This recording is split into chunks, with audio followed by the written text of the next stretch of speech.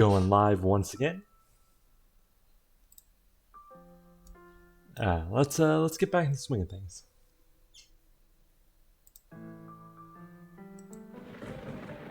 Uh, like the genius I am, I have managed to click the wrong button.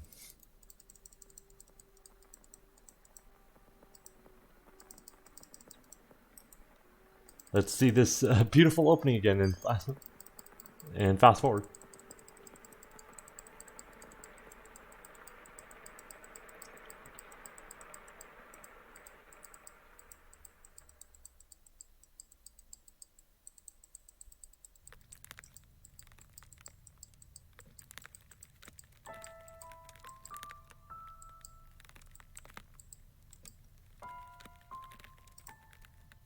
We can just load to get back into that.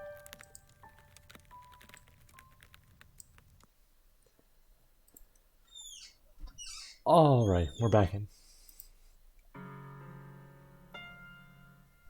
Oh, by the way, if anyone's free, just tell me if things are a bit loud or a bit too quiet, etc.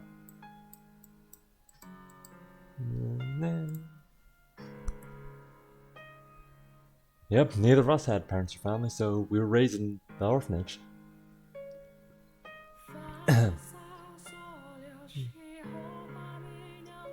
Beyond the second door, Pauline had a family and seemed to be quite well off. Guess that's not the case here. So you grew up together then? Sister Marie's never told me about her childhood before. I don't like to talk about the past. Not the best memories, after all. I'd say we're both lucky we made it this far in life. You still keep in touch with that shit heap of a director? Now don't talk about him like that. He's not a bad person. Yeah, I know. In your mind, everyone's not a bad person. He isn't, really. Yeah, he stops by occasionally to check in. He was the one who set me on the path to becoming a nun. He always was fond of you, perfect little angel you were. I doubt he liked me any more than anyone else. Compared to you, I was a damn gremlin. You were a naughty girl, weren't you, Maria? The naughtiest girl around. I'd throw rocks at the wall, making all these little holes, and one time I even filled the director's shoes with dog shit. That would make anyone angry. I wasn't always a little twat, mind you. The director either loved you or hated you. There was no middle ground. And if he didn't like you, life was hell. He'd make you go without supper or force you to sleep outside, shit like that. That's awful. I had no idea he was doing that to you. You could have said something. Like that would have made a difference. You adored the damn director. You never would have believed me over him. Once you put your trust in someone, you refused to believe they could be anything less than perfect. Completely blinded by faith. I don't... You do. The only reason you're willing to believe me now is because it's been so long, and because there are other people here. Now, this would be probably a good time to step in, Michelle. Change the subject or something. I feel kind of bad for her. So, how long were you two together? Until we were around 10, I think? Does that sound about right? Sounds about right, yeah. I got fed up with everything and ran off. Ended up in a brothel. Been a whore ever since. And it's been what, 10 years now? I'm practically a veteran. Did you like life at the brothel better than the orphanage, Maria? Between the two, I'd take the brothel any day. There I've got friends and colleagues. Though I did lose a whole bunch of them 4 years ago. 4 years ago. I remember hearing word of a brothel raided by bandits around the same time. Was that where you worked, Maria? Yep, and what a nightmare that was. I mean, why the hell would you raid a whorehouse? Why not go after some noble's estate or the damn lord for that matter? A brothel raided by bandits. 4 years ago. What's the matter, trying to make those forehead wrinkles permanent? I know I shouldn't be surprised, but I'm beginning to think Maria might have had some contact with Morgana in life as well. Oh. 4 years ago would make Morgana 12, and where was she then? Ah. I have a question for you, Maria. Was there a girl named by the name Morgana at the brothel? You know Morgana? So my suspicion was right. Yeah, Morgana was there. Me and the other girls looked after her together. But after the bandits razed the place, I never saw her again. What a travesty that was. It was chaos. Only a handful of us even survived. I figured she'd been either killed or sold off somewhere. But you know her. That means she's alive, right? That's great to hear. I've been worried about her ever since. Michelle, Morgana's the Saintess's name, right? That's what you told me. Huh? Saintess? That's right, Nellie. That is indeed the name of the person who performed your miracle. And she's locked up in the tower now. Locked up? You told Nellie all that nonsense too, Michelle? It's not nonsense. Michelle told me everything. It's all true. He feels terrible about what he's done, but he can't set her free by himself. Now you too. We need the other 2 keys. The Lord has one and his bodyguard has another. After learning the truth, I knew I had to tell you. But I was too afraid you wouldn't believe me. And if you didn't believe me, something bad might happen to Nell. It's not good to tell lies, Nellie. And the same goes for your brother as well. What? The Lord stores his valuables in that tower. That's why it's locked up and you can't get in. Are all 3 of you after as well? Of course not. And you, Michelle, you need to stop planting these strange suspicions and... See, this is exactly what I was talking about. You haven't changed one bit. You won't even give someone the time of day if they're saying anything that contradicts someone you decide to trust. Can the watchtower, was it? Can you not bust the door down? I'm still lost as hell here. But the long and short of it is Morgana might be in that tower. She is, yes. It might be possible to break down the door with a dozen or so people stopped. But that's unfeasible. Besides, opening the door isn't our only objective. So we need the other keys. Correct. It's not true. He would never do that to someone. People think he's scary and mean, but they're wrong. He's a sweet and respectable man. He would never lock up an innocent girl. Even though everyone else is saying he would. If I don't believe in him, then who will? So you are more than acquaintances. If you really have that much faith in his goodness, then tell us that after you've seen what he's done. Pauline. Assuming hypothetically there really is someone in the tower. There's nothing I could do about it. I'm a nun, I have no real authority here. I'm just a pretty face. Nevertheless, he started this to help you. So if you tell him to stop, he might actually listen. Please, Sister Marie, help us set the Saintess free. Your ability to trust someone so completely is actually pretty amazing. Holy shit, Isaac!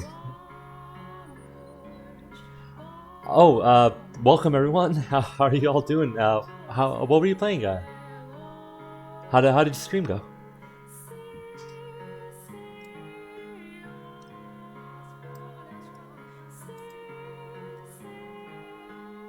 Anyway, I'm out here. Oh, you finished Doom 1. How's the final fight there? Crushed it, I assume.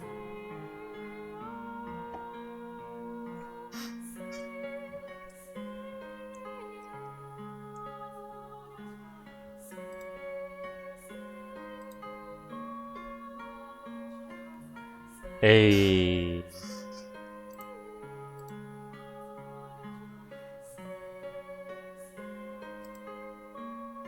All right, then I guess should get back to reading this. We're currently playing the House of Fata Morgana, which is a really sad and poignant visual novel, and we're really far in. So if you don't want spoilers, I recommend checking it out yourself, or maybe looking at the videos I post on YouTube. But if you want to stay, that's fine too.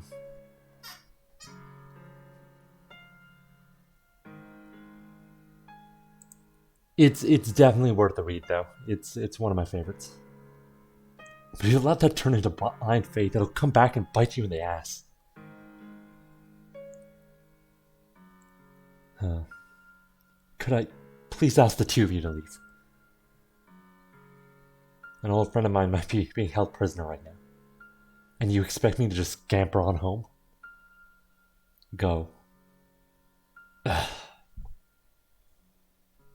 She's a little too innocent, perhaps. But I don't think her faith is entirely blind. You're a woman who's capable of making decisions on herself. I know you are. Yes, you've placed your complete faith in that man. But that hasn't stopped you from considering what you should do with your own life. You were never short-sighted. We only met yesterday. What could you possibly know about me? Give me some time. Until tomorrow. Time to think about what to do.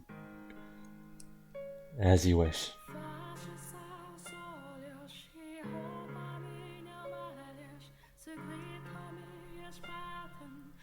So, is that all really true? It is. How do you know any of it, though? Because... what story should I go with this time? Should I use the letter again? Forget it, that's not important. Pipsqueak ain't one to go and throwing around accusations like that for shits. Point is, I'll take your word for it. And if we get the door open and it turns out there's no one there, no harm done. So you believe me? You're not lying, are you? No, I'm not. Then that's that. Frustrating part is, winning over horror isn't going to get you very far towards fixing anything. That's not true, just knowing you believe in me is reassuring. If you say so. Could I ask you something? You did come in search of the Lord, didn't you? He has the third key without which we cannot get into the tower.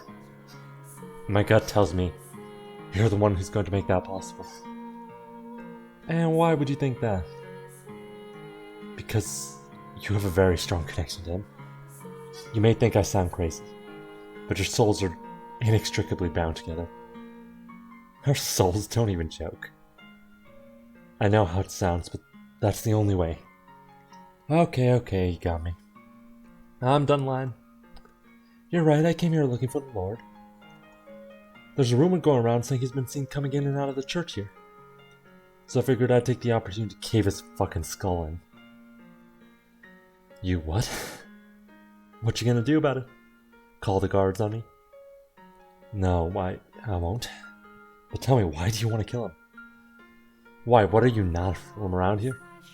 Well, you should know he's one hell of an aggressive ruler. Won't deny he's done wonders for the economy.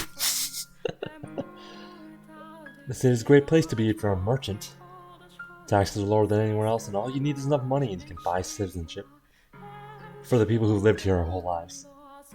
It's the poor, the peasants who need the money the most help. Who need the most help. It's only getting harder to stay afloat. The gap's getting bigger day by day.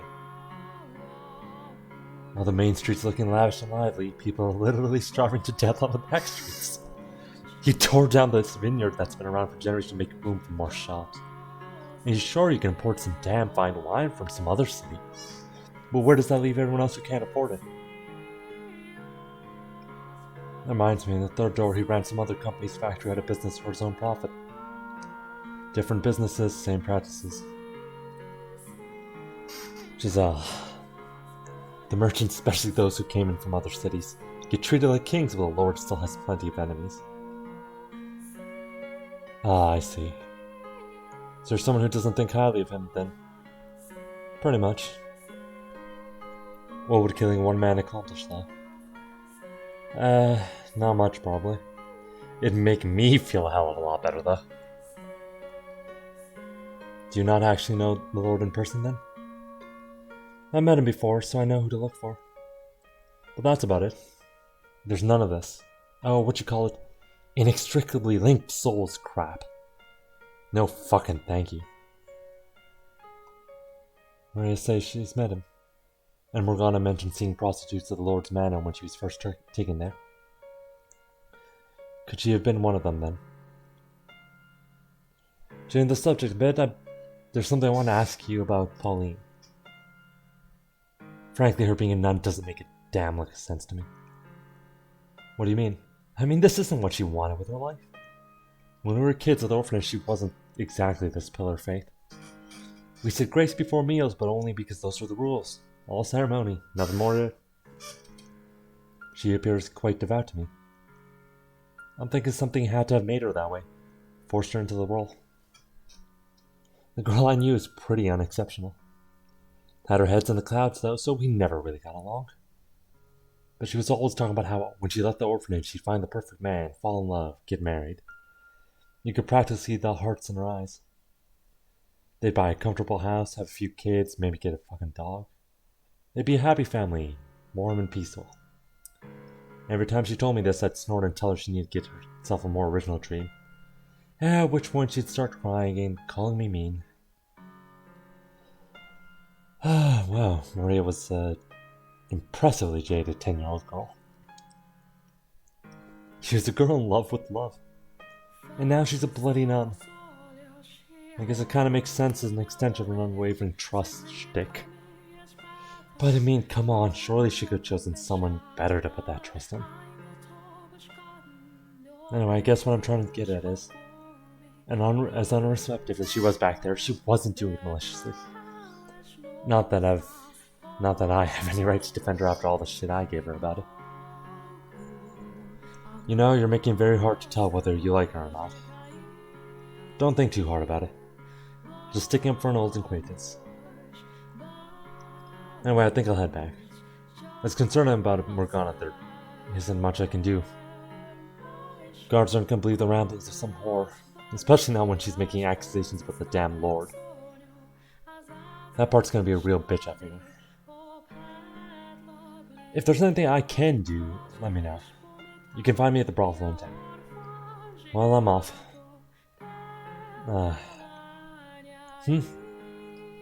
It's late. I'm not sure how safe it is for you to be wandering around in the dark alone. Maybe I should accompany you? Don't worry, this is my home turf. And besides, if someone did attack, I'm pretty sure I could outrun you. And overpower you at that. The worst part is she's probably right. But...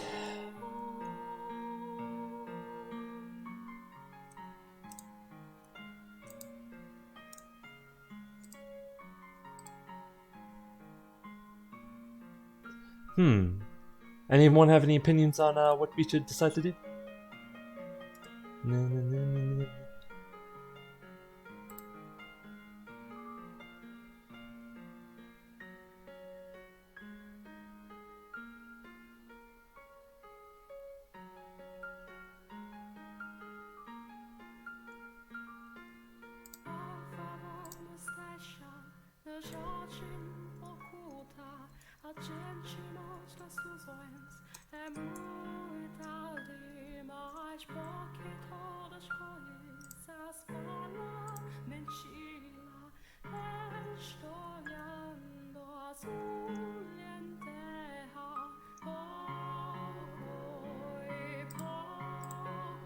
Anyway, I know the answer, so we'll just be going for the correct one, because the other one leads to a dead end.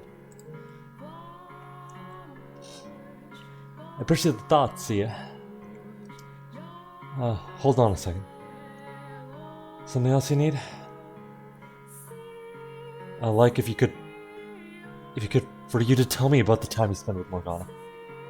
Anything you can, no matter how insignificant it may seem. I want to know what kind of life she had there. How's tomorrow sound? Tomorrow? I'll sneak in the courtyard tomorrow night. Meet me there and I'll tell you what you want to know. Why not now, though? No real reason, just need a little time to sort things through.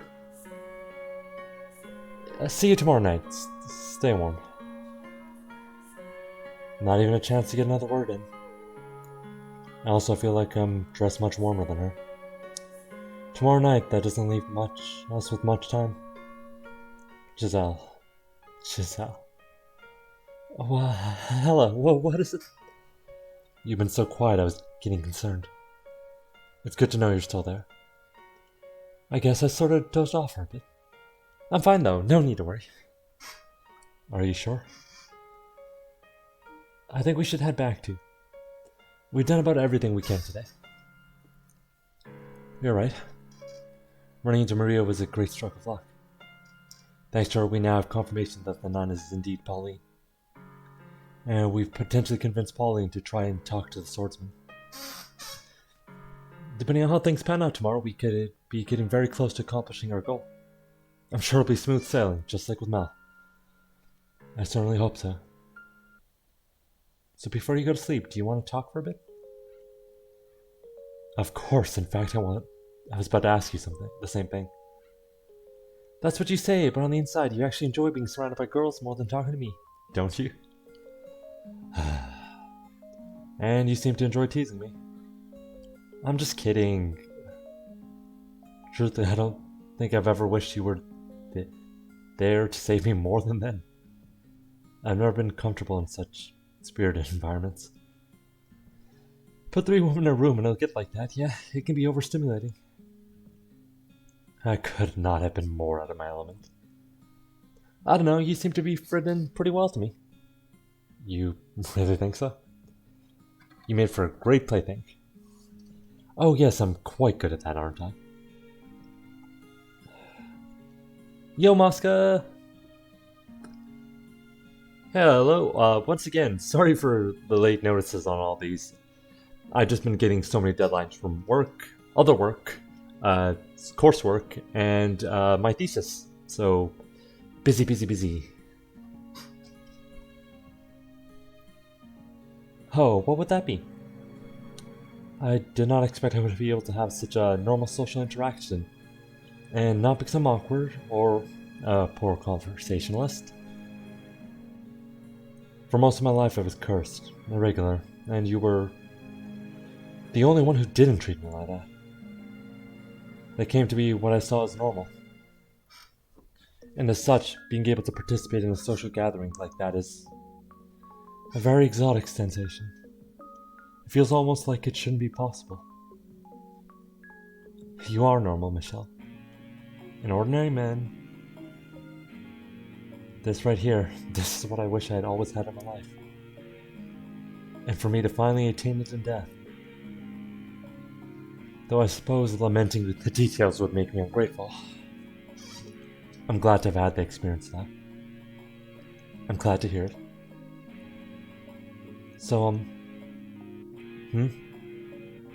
Now I've been talking about how much I want to save Morgana, and that hasn't changed. Neither has my desire to change everyone's future. But if you want to leave this place, to go somewhere far away and have a life of your own, you have my full support. You've got everything you ever wanted. You have the right to choose to stay here, live in this time. I wouldn't dream of it. I'm not going to leave you trapped in that darkness. I will not make the same mistake twice. Regardless, there's no point in me choosing a life without you there as well in the flesh. Okay then. Well, I'll be here, waiting. Hopefully not for too long. I really think Morgana and I have a great deal in common. What? One the daughter of God, one a demon child. We were both forced into inhuman roles, living lives of solitude, constantly having things we cared about taken away from us, including ultimately our lives.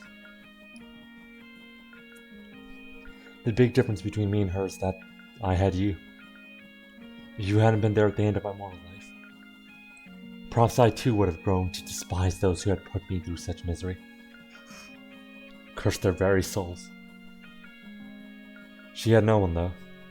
Not a single person to be there for her final days.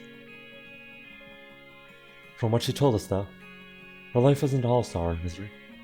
She did eventually come to find happiness in her time at the brothel. In fact, she even said that was where she learned to experience joy. Well, I know there was a number of girls there.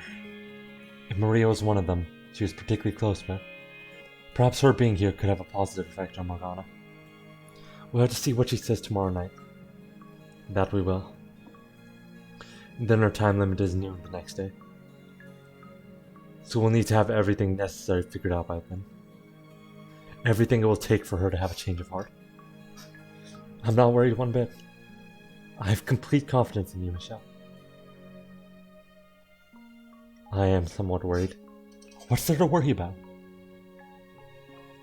Here, I'll shout. You can do it 100 times. So you're planning to cheer me to death? I just want every last bit of you to know I'm rooting for you. I assure you, made that abundantly clear. Hey, there was something I wanted to tell you. If that's alright. Yes?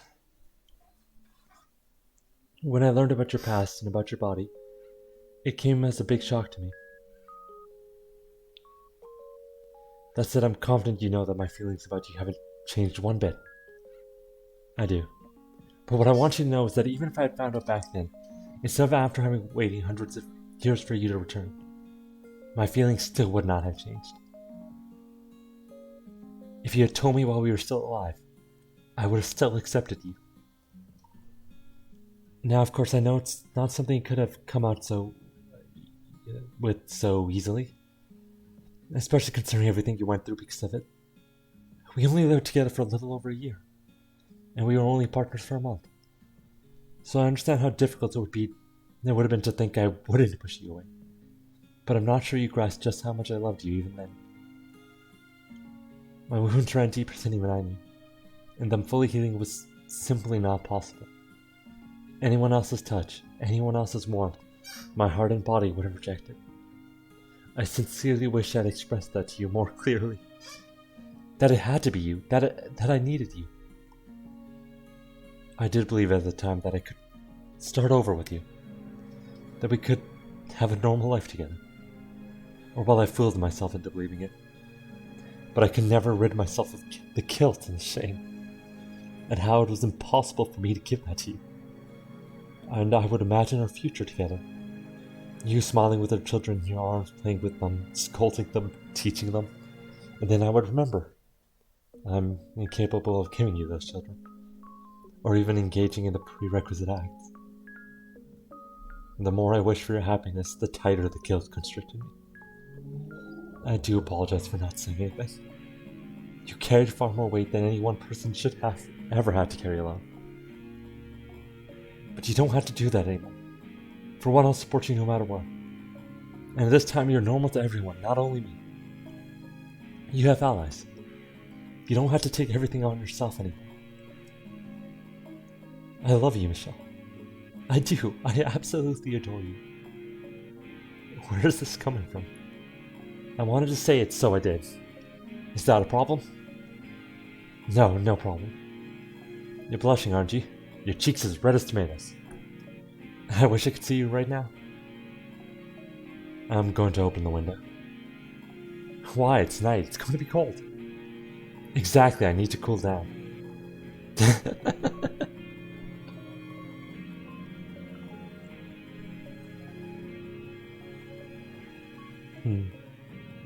What are you eyeing at? It's spring snow. It's gorgeous. Smiling Michelle is blessed. There was hardly a cloud when I was outside earlier, and now it's snowing. Are you worried Maria might catch something out in this weather? Hopefully she's in bed by now. I've never seen the snow in the spring before. Maybe I just wasn't paying any attention to what lay beyond the dark walls of that house. Maybe. Have you? Have I? Seen the springtime snow before?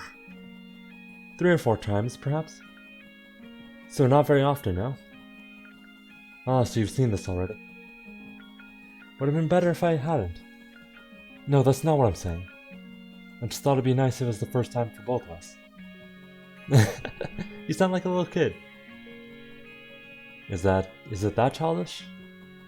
Well, I don't mind either way. I'm so glad my first time seeing it wasn't alone. Are you seeing what I'm seeing? Little specks of white drifting through the darkness. Yes, I can see it. It's beautiful. I'm happy I could see this with you too. You don't want the wind to cool you off too much now. I think it's time for you to warm back up. Sorry, I was so engrossed by the sight. Maybe I'll stick and you can see it again tomorrow. Interesting enough, I'm seeing spring snow every year for the last couple of years because climate change has pushed back snowfall by a month and a half.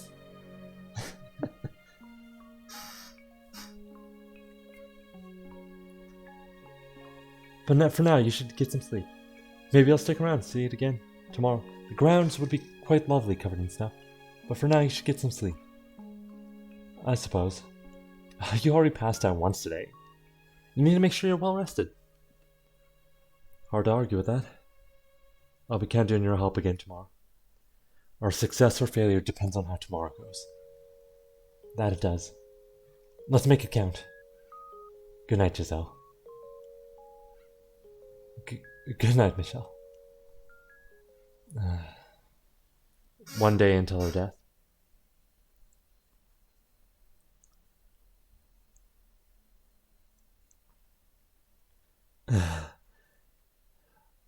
So, Mosca, since you've already read this, you definitely did know about the whole thing where Maria starts talking to Pauline about, putting your faith in one person and how if you do that and to the point that you don't believe what anyone else says, right?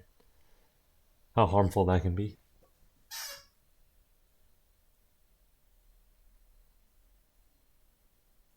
That might come into play again.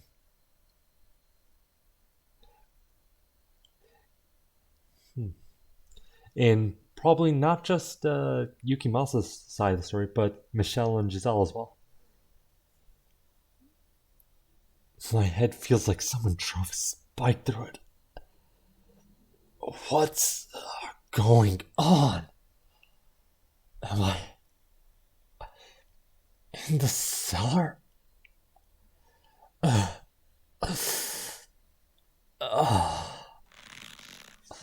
What? My hands are tied up behind my back. What am I doing down here? Wait. Giselle. Say something, Giselle. Unable to make any sort of sense out of my circumstances.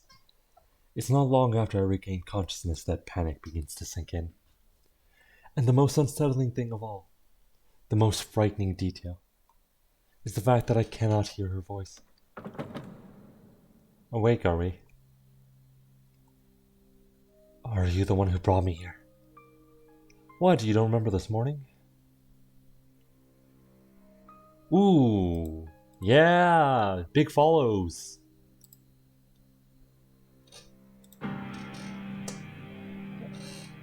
Anyway, morning. Right, I woke up because I heard someone enter the room. Ah, this song is so good. We haven't heard it in a while. And then he hit me over the head. You're not dead, at least. That's good. What do you hope to accomplish by tying me up and bringing me down here? Remember what I said last night at supper? About me putting a little sideshow for you. What? I was reenacting the Last Supper with you as the guest of honor. Oh, now I see. When you were asking if I had any family or friends, you were trying to find out if anyone noticed if I disappeared. If anyone would make any noise. You're sharper than you look. If only you caught on yesterday. Please, Giselle, say something. Giselle, why won't you answer me? Why can't I hear your voice? Why can't I feel you there? You're a quiet one. I thought you'd be a little louder. What made you decide to get rid of me? Did the nun say something? She has nothing to do with this. I have permission from the Lord to act at my own discretion. Should I come across anyone acting suspicious? This doesn't seem in the least bit wrong to you. I wouldn't say that. You're an acquaintance's friend, who made a long trip to come see him, and I have you tied up in the cellar. That's not what I would consider right, no. But seeing as you're good enough friends for him to let you stay here, I assume he's also spilled everything. He never had what it took, that boy. If I were to guess, it got to be too much for him to handle, so he went to a friend. To you. Leave him out of this. I see. So how much did he tell you? If you come clean, I might even let you go. Get rid of him. Have you take his place. I said leave him out of this. So you're determined not to talk to us, are you?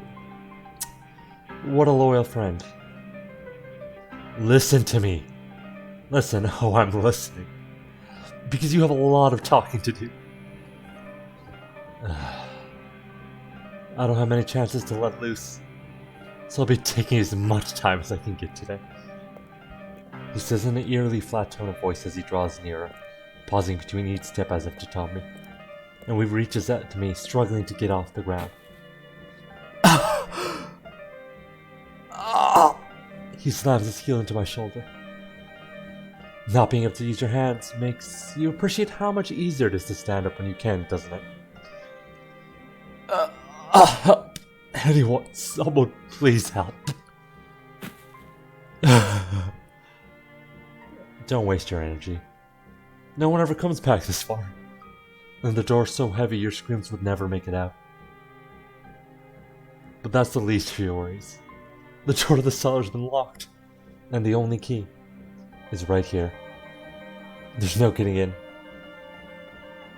If you can run fast enough, you might have a chance of making it to the door and escaping. Want to test your luck? I doubt you can make it. He puts the full weight of his body into his heel, pressing down on my spine, turning my breasts into gasping sputters. I gather together all my strength, but even that isn't enough to overpower him. Now you're going to tell me everything.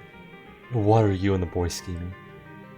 What's your end game? Who else is in on it? Damn it. I don't have many options here. What can I even do in this situation?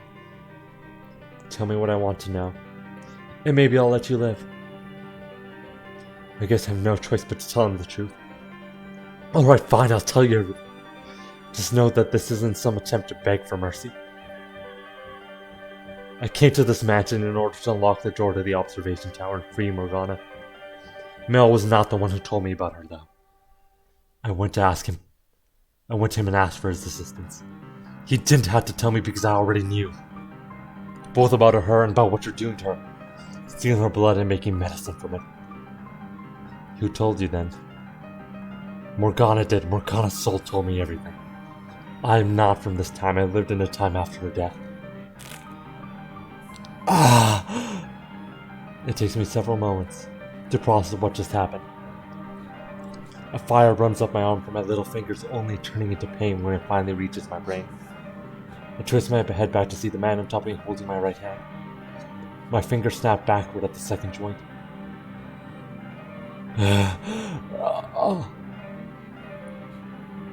I'll ask you again, who told you? Morgana did. She dies on the day of the Harvest Festival. Next up is your ring finger. And then your middle, if you insist on keeping that up. I'm telling you the truth. She bears so much hatred, she casts a curse on your souls. I've seen what happens in your next life.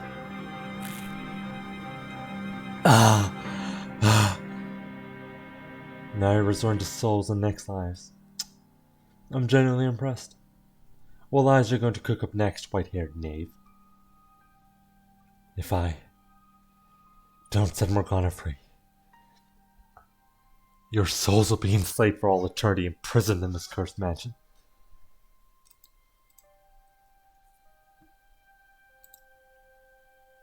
When the bell tolls noon on the day of the Harvest Festival, You'll lose everything. All of you will. You cannot escape it unless you do something. And the nun, the reason you locked Morgana up in the first place. She won't be safe either. She'll be killed.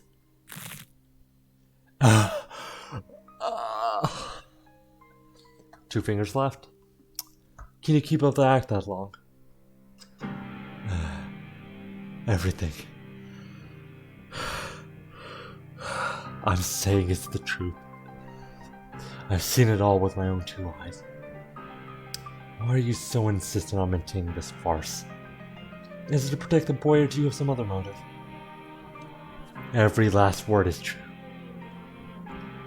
Continue to lie isn't going to make this any easier. Your voice is shaking and the pain's starting to get to you, isn't it? What you're doing to Morgana has achieved nothing. You must release her and atone for your sins. Otherwise your soul, and the souls of those you care about, will be doomed to suffering. I see what this is now. You don't have the information I want.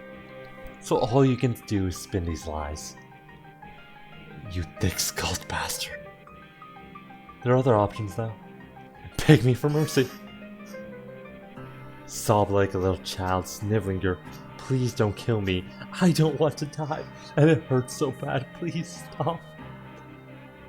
Grovel on the ground, you tiny pathetic man, and you can entertain me. And maybe I'll consider it. I will never shed another tear. And I will never beg for you to have mercy.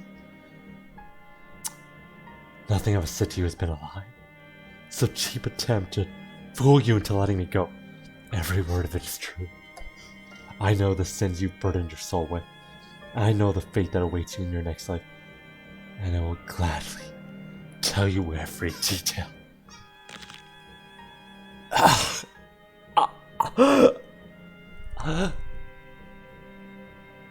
You're down to just your thumb?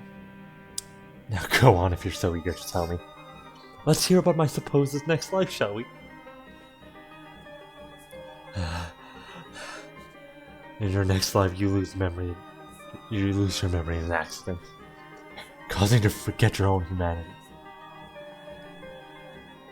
The innate savagery you normally keep hidden beneath a mask is released unrestricted, and you turn into a creature no more than... No, you turn into a beast. My mask. You murdered countless people, including the woman you once called your lover. Lover? Yours is a name you know very well. Pauline, your tether. My tether, how do you know that word? Because I know everything. I know what you wanted. I know what you were never able to obtain. You idolized humanity and you yearned for peace. You're telling me I killed a nun in my next life? I am! That's the fate that lies waiting for you. Her love for you is so strong she refuses to believe you're dead. She leaves her seaside home in town in search of you. She finds you. But you slaughter her. Did you say she lived in a city on the sea? In addition to her, you also lose someone else. A woman who tried to give you the peace you so desired. Which eventually causes you to succumb entirely to instinct. Enough. Alright, fine. I know what you are. You're no mere seasoned liar. You're some kind of evil spirit that deceives humans. You're peering into my heart, tailoring your lies specifically to manipulate me. I am not. I swear I've seen everything that happens. Enough. But there's a chance you can change your fate. All you have to do is cease your involvement in Morgana's imprisonment. Set her free, allay the hatred she bears for you. Are you deaf? I've said I've heard enough. Release Morgana. Save your soul, give her a better future. Silence!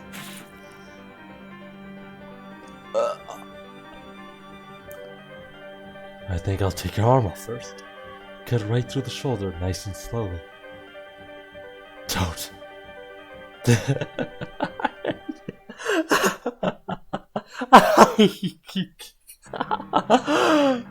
It'll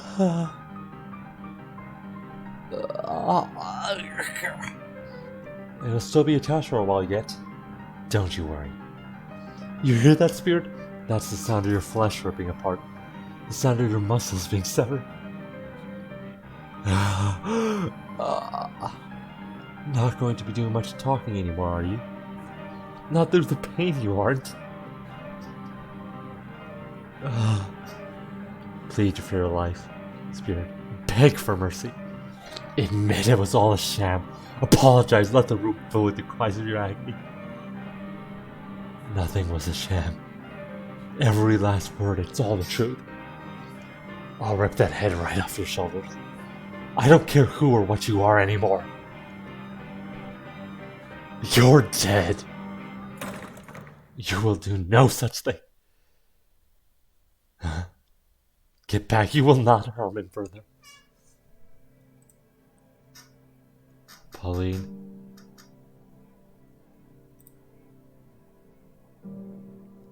What are you doing here, Pauline? I told you to stay away. And the door was locked. I opened it. You. One of Nellie's hairpins was long enough to get into the lock and undo it. She won't be getting much use of it anymore, though. Busted up pretty badly in the process. The locks on the door are too complex, but the one here's a lot simpler. Bet you never expect me to go cat burglar on you, huh? You stupid boy. Oh, was your question last night again? Something about being on the edge of a cliff or whatever. Well, here's your answer. I'll do everything I can to save both of them. This is terrible. How could you... Oh my, you're badly hurt.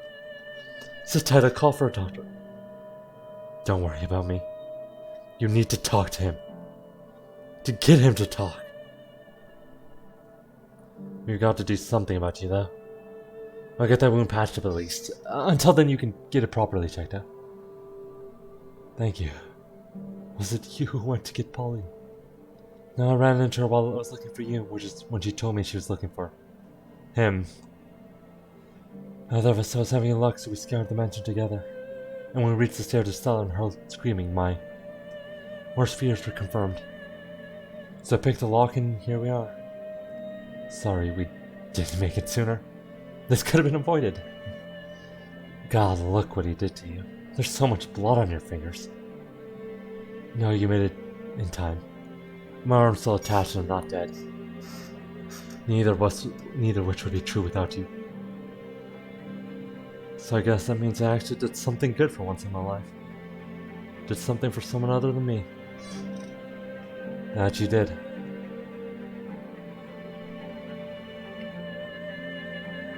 So everything Michelle said is true.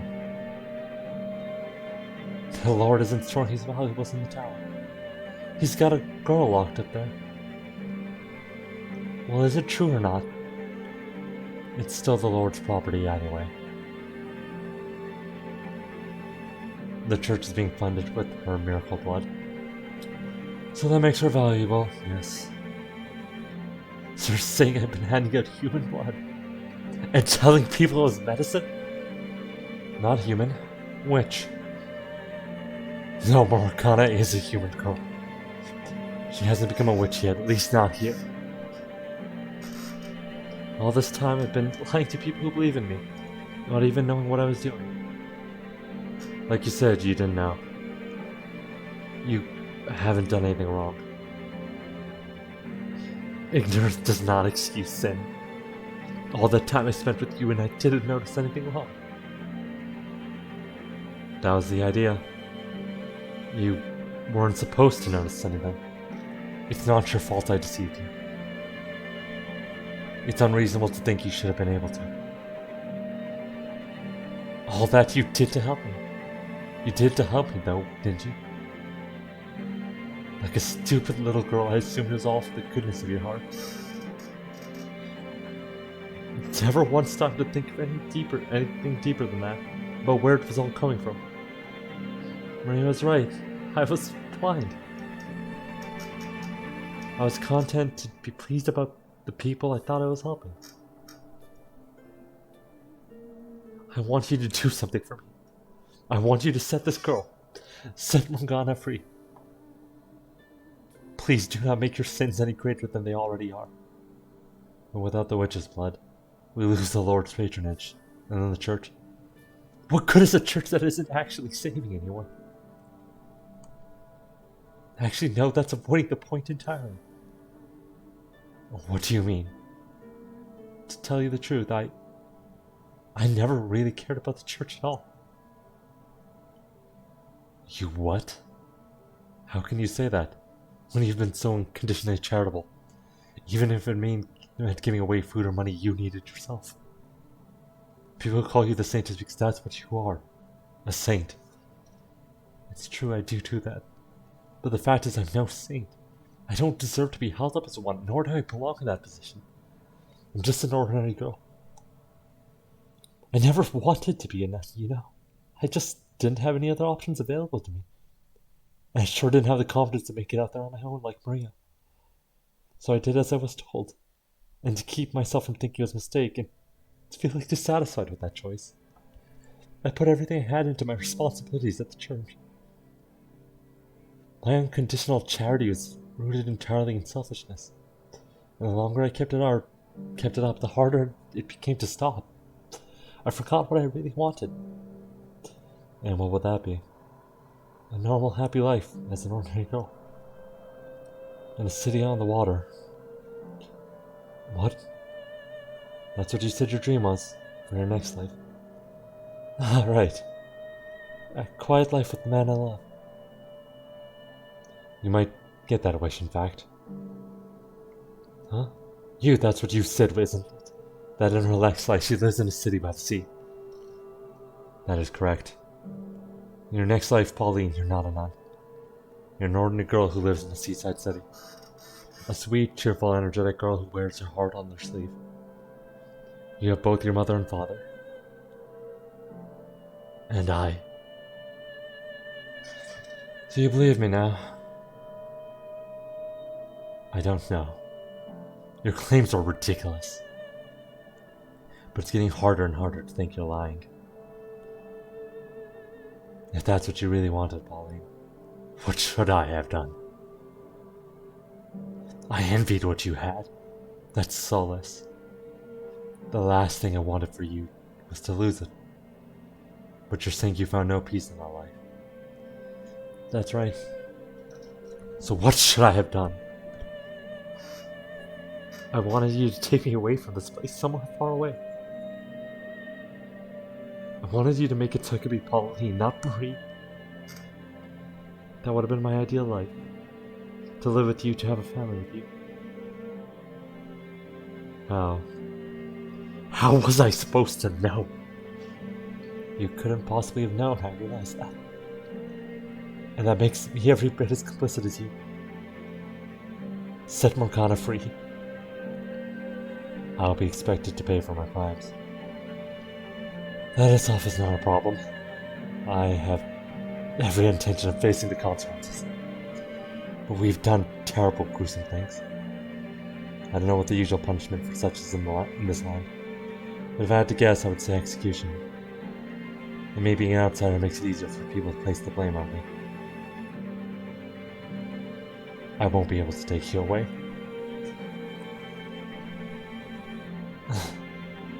We'll find each other again. In our next lives. Okay? Okay. As I'm sure you heard, my involvement in this conspiracy ends here. I'm glad to hear you've decided to take action.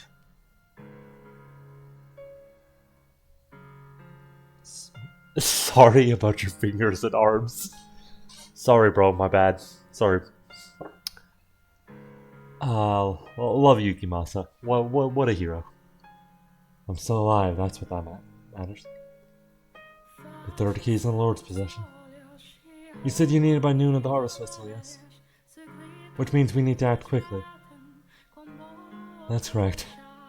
You must set Morgana free before the bell tolls at noon tomorrow. Then tonight, that's the next time the Lord will be here. Tonight I'll kill him and take this key. Wait, no, we're not shedding any blood to get his key. Do you remember what I said a few moments ago of not committing any further sins? He's not likely to handle the key without a fight, though. We need to convince him not to force his hand. Besides, simply opening the door is not enough. Why not? My goal here is to save Morgana's soul. In order to do that, I need to pacify at least some degree of the hatred she bears in it. A hatred rooted in her perception of you and the things you've done to her. I need to change it, that perception. I'm not quite following. What do you mean by change her perception? Bringing the Lord to tell your stories, to describe what happened from your perspectives. You want my perspective? I do. Something in your motivations or circumstances might serve to lessen the animosity she holds for you. The greater the discrepancy in what she believes to be the truth, and the full story with everyone's perspectives included, the greater the chance she might have a change of heart. Okay, I now understand what you want from me. Or my perspective will do nothing to serve that end. There's no ambiguity, no justification for my action. Regardless, I would like to know the whole truth. If you're willing to tell me you're part of it. Okay. I'll come by your room later today. Hey, is it alright if I'm there too? So I'd rather if you weren't. Why? Everything you need to know I've told you already. I captured a witch. No. I kidnapped a young girl for profit and imprisoned her in the tower. My motivation, as I said, was to keep your church funded. Those are the facts. The things I did along the way were brutal and inhumane. I hope you can understand why I wouldn't want the woman I love to hear any of it. I understand. I'll see you again later in the day. I'll be waiting. I should get going too. You're going to need medication and something to get that arm dressed properly. And if there's anything else I can get you, let me know. If you want to see a doctor, I'll find you the best one I can. I'm so sorry for ever doubting you. No, I understand. I'm glad you came at all. Me too. I'll see you. I'm kind of surprised. He's actually got a soft spot, huh? And I was sure you're full of it when you said the two of them had anything going on. What does she see in a guy like him anyway? She's got bad taste in guys after, for sure. Polly and with the horrible taste in men. Just like a certain other character in this series. What's with that look? Just admiring your rather inappropriate remarks. Sorry, I was just relieved it kind of came out. It's okay. You almost got a smile on me. I've never seen you smile before. I blame being relieved to you. Now, would you mind helping me get back to my room? Sure, no problem. My shoulder's all yours. You know, you really are something else, Michelle. I could hear you through the door when I was getting open, and honestly, I'm amazed you could stand up to him like that. I don't want to get my hopes up too high just yet, but I'm starting to think you might be able to do something about the Lord. That's reassuring. Thank you. Sure, anyway, let's kick on. You should get as much rest as you can until he shows up. Well, I mean, you should be going to see a doctor with these wounds. Oh yeah, Nellie's been worried sick about you all day. I'll have to tell her to not pounce on you because I'm sure she'll come running as soon as she hears we found you. Giselle, you were right. I do have people here who will support me. People who are grateful for me and who show concern for me. But you have to know, Giselle, that is your voice I want to hear more than anyone else's. Why can I not hear you? Where are you, Giselle? Giselle?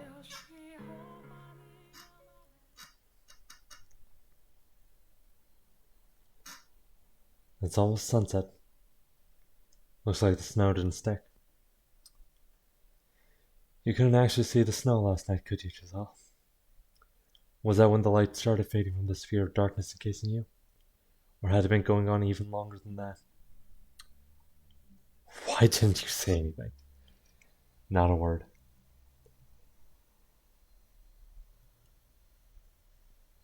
I don't believe you're gone for good. You're still out here, there somewhere. I know it. And I will come for you. I swear it. Just a moment. Here I am, as promised. I heard you talking, so I thought there was someone with you. But you're alone. It's only me, yes. I see. As I told you earlier, my perspective on events will do nothing to change Morgana's mind. I would still like to hear what you have to say.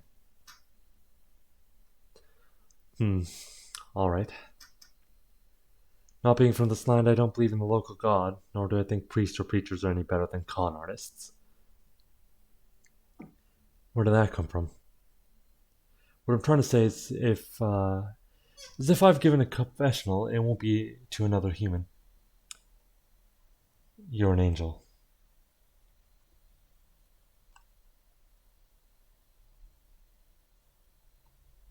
Come again. The angel from the stained glass window. That's you, isn't it? Wait, how on earth did you come to that conclusion? I was thinking about everything you said earlier in the cellar. The fact that you knew about Morgana, the fact that you could see into my heart, and in particular, all your talk about saving people's souls. Salvation is not a man's job. Which means you must be something else. I will tell you everything. Every foolish mistake. Every terrible crime. And in exchange, I would like you to tell me what I am to do next. And lead me down the path I'm to take.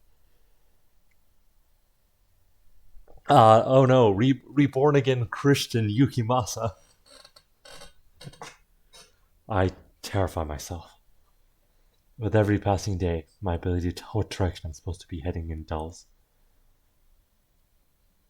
So after I tell my story, I want you to do that for me. Please, will you show me the way? I can no more decide the path you take than you. But you saw into my heart. Giselle, if you were here, you would encourage me to agree with this request, wouldn't you? Okay. I can't guarantee that anything I have to say will be of use, but I will do the best I can to lead you in the right direction.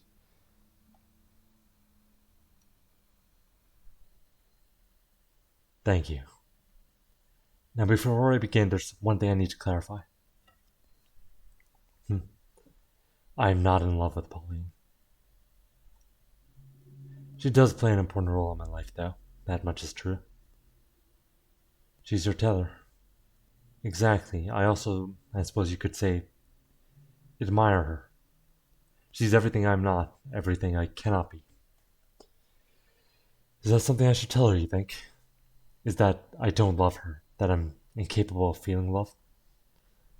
Should I tell her that knowing that she genuinely loves me? My instinct tells me that I shouldn't. I know very well I'm lying to her. But there are circumstances in which a lie is preferable to the truth, are there not? With that said, I'm ready to begin. You have my full attention.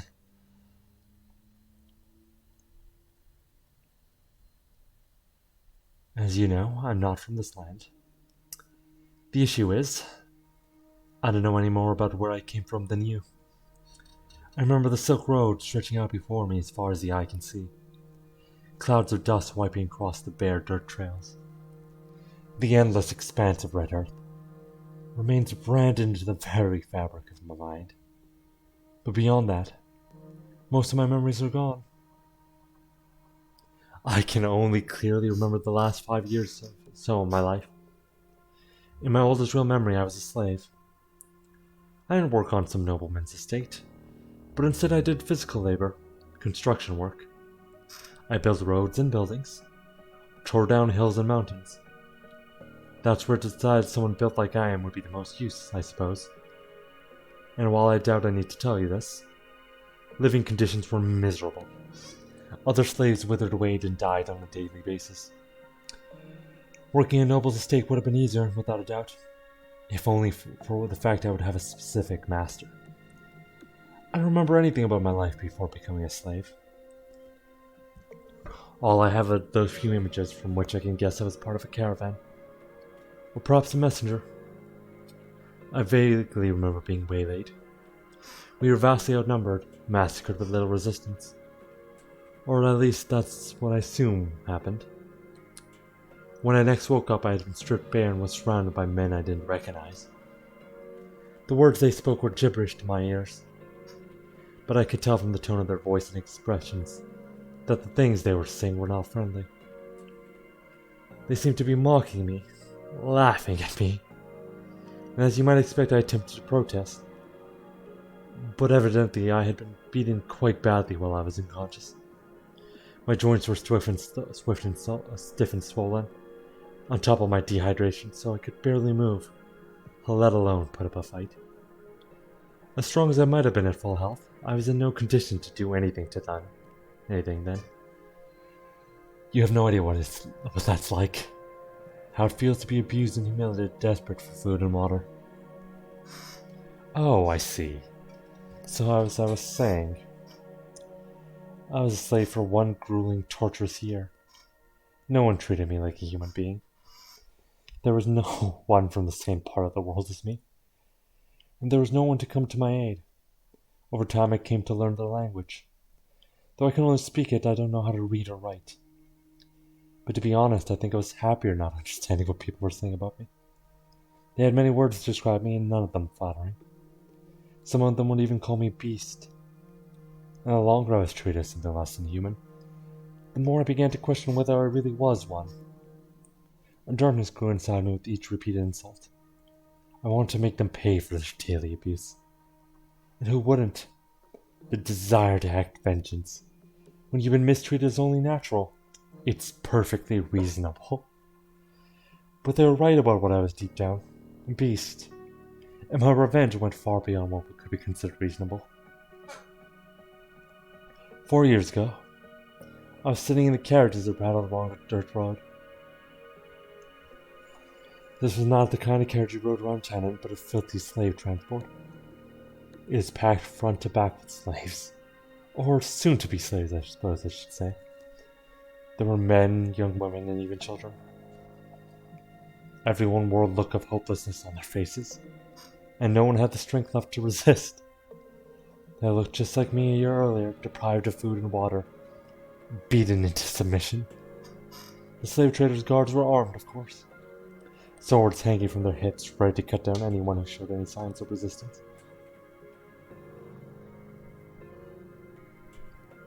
So they sat there, lamenting their fate. Sitting beside me was a young girl crying in silence. Glancing over at her, I caught a glimpse of her face. Large chunks of her skin seemed to have fallen off it. It was, suffice to say, an unusual sight. But beyond that, I didn't think much of it. I didn't find it disturbing or unpleasant. Or perhaps because I had a similarly unusual appearance. What caught my eye, though, was the way she was crying. I'm not quite sure how to describe it, but it seemed different somehow from everyone else crying in the carriage. It was almost like her tears were not for herself. Why are you crying? At my question, the girl turned her head up to look at me. Surprise crossed her face for a few brief seconds, but that was her only reaction to my appearance.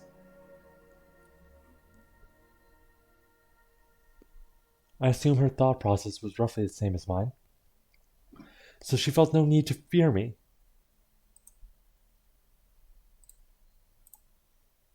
After a moment's hesitation, she said, I'm sad because I don't get a chance to show my gratitude to the people very dear to me. Her response perplexed me to no end. Why was she concerned about showing gratitude? Why was she not despairing at her own circumstances? Why was that the emotion that gripped her in the moment? Not hatred for the slave trader or sorrow for herself. To this day I still don't understand. But that wasn't the only thing I found curious. Her voice, despite being soft, cut through the crying and wailing of the other slaves. I pictured it like a single patch of clear water in the middle of a swamp, untainted by its surroundings, gently undulating.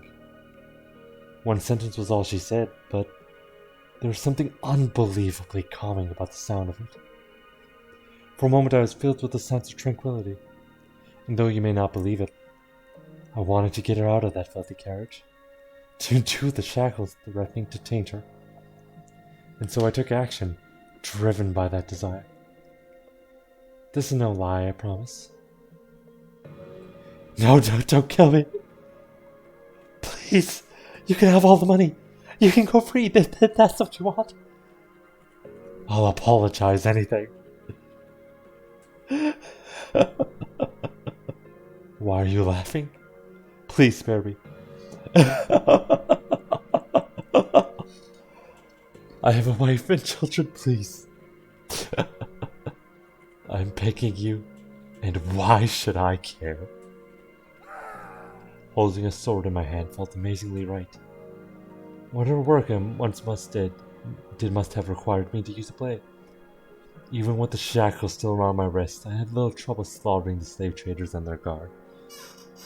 They let their guards down because they were restrained. The thought of anyone resisting never once crossed their minds. Dead bodies sprawled out around me. Corpses I had made. Lives I had snuffed out. Look at this. See? No one can defeat me. They stood no chance against my strength.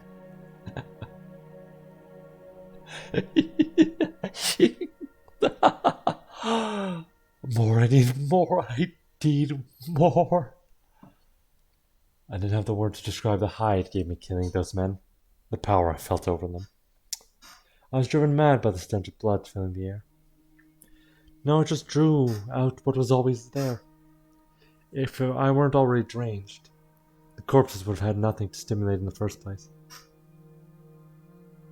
And after taking the keys off of one of the slave traders, I returned to the carriage, doing my best to act calm and suppress the bubbling exhilaration. Hey, you unlock my shackles for me.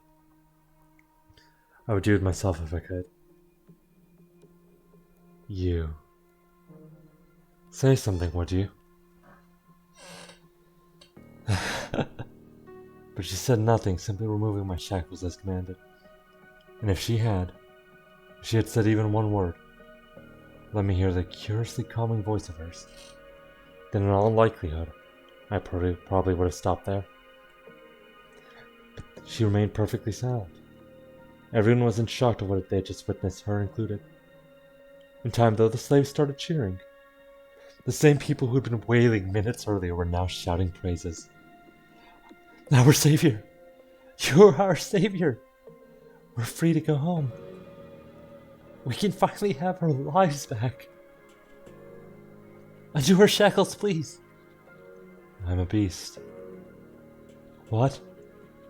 I'm not a savior. I'm not human. I'm not a man. I'm a beast.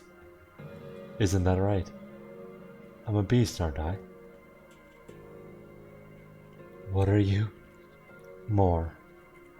I need more. I thirst for more. Why are you pointing your... I need more. In that moment, the last of my reason dissolved. I went into a frenzy, slaughtering the helpless slaves I had never intended to kill. I was euphoric. I couldn't get enough. I reveled in it. Never before I had felt such utter ecstasy. The cries for mercy as I ripped through them were delicious. The look of fear in their eyes, the way their faces twisted, the splatters of blood around their mouths, open in screams, the despair that filled them. I didn't care anymore that they were just as much victim as me. that they had suffered the same abuse and humiliation. All of that was buried beneath a wave of bliss that ravished me. Everyone who asked to be spared, I skewered. I worked my way around the inside of the carriage, killing dozens upon dozens of slaves. Heads went rolling off shoulders, hot geysers of blood spewing from their open necks. I was practically wading through blood by that point. Some bodies I completely dismembered. Others I disemboweled, leaving their entrails to hang out of their open guts. All of them had looks of agony frozen onto their faces as death took all of them.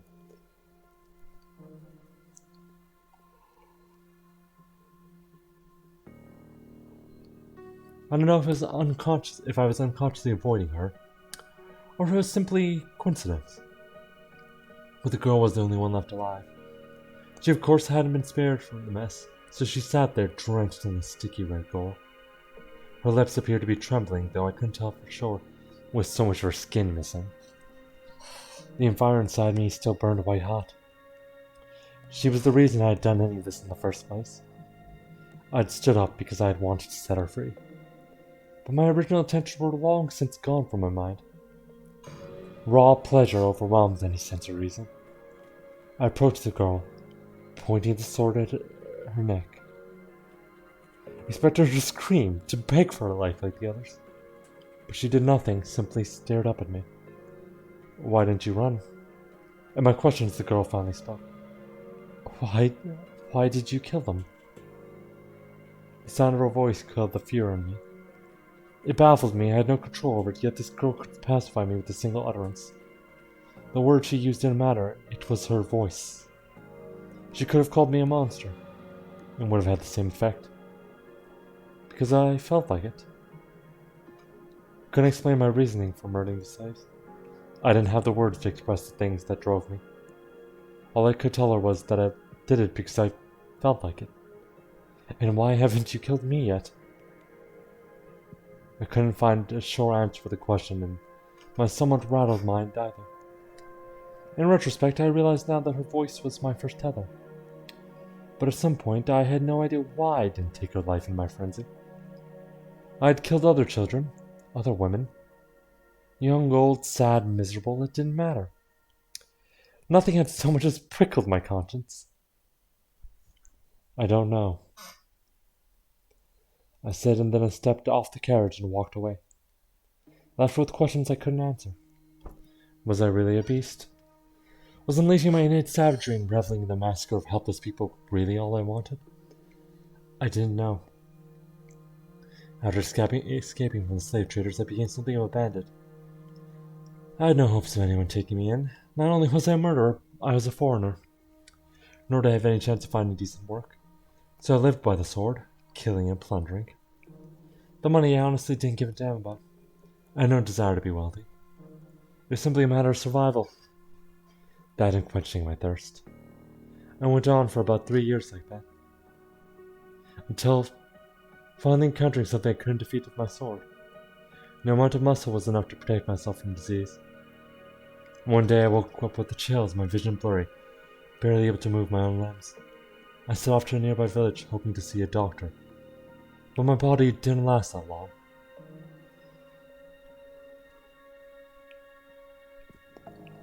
I collapsed on the side of the road, drained of my last strength.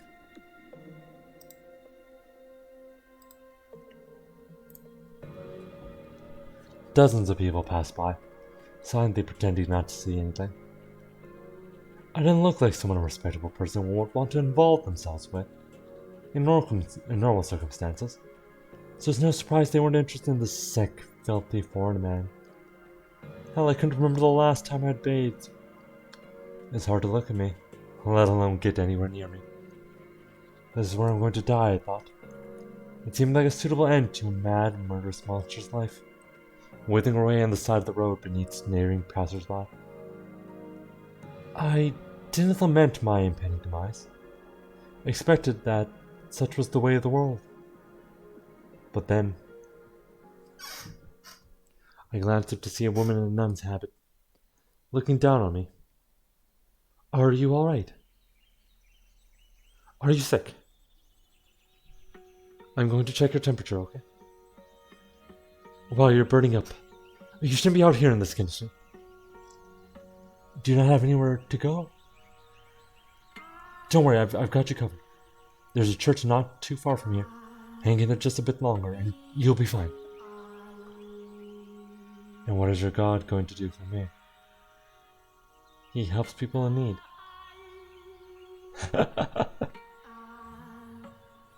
It's not very big, but we've always got room for people who need it. You can rest up in one of the open beds, and I should be able to get you a little something to eat. I promise that'll be better than staying out here anyway. Can you stand? Not a problem. We can do this together. Put your arm around my shoulders. The church isn't that far. We can do it. You are going to carry me? Yep. It'll be fine. We'll make it one way or another.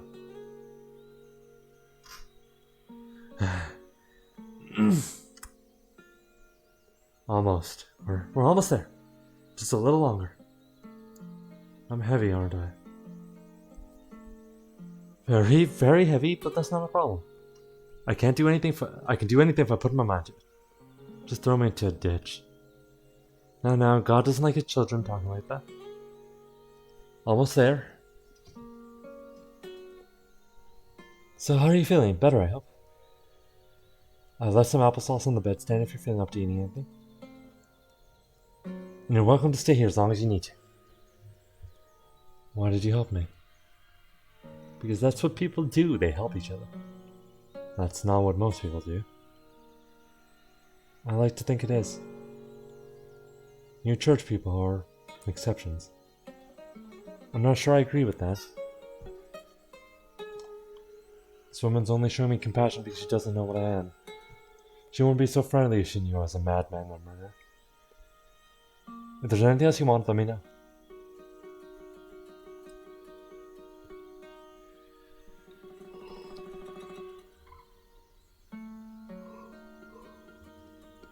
What is your take with Pauline and Yukimasa's relationship anyway?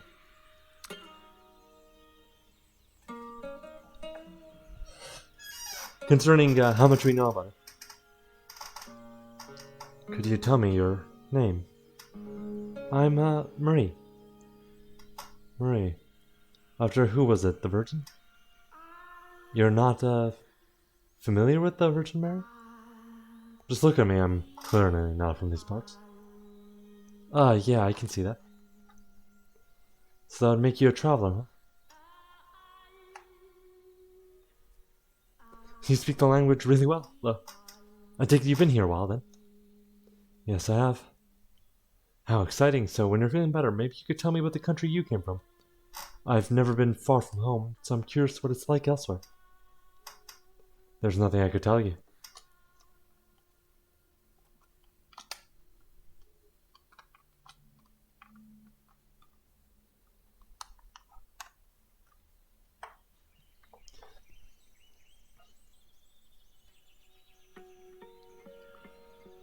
It could be anything. Tell me about yourself if you want. Maybe I'm less inclined to do that.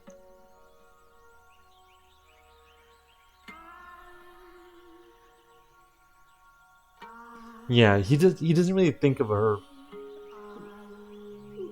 Like, his care for her isn't in any romantic sense, it's just for having the normal peaceful life that he sometimes thinks he wishes for or wants.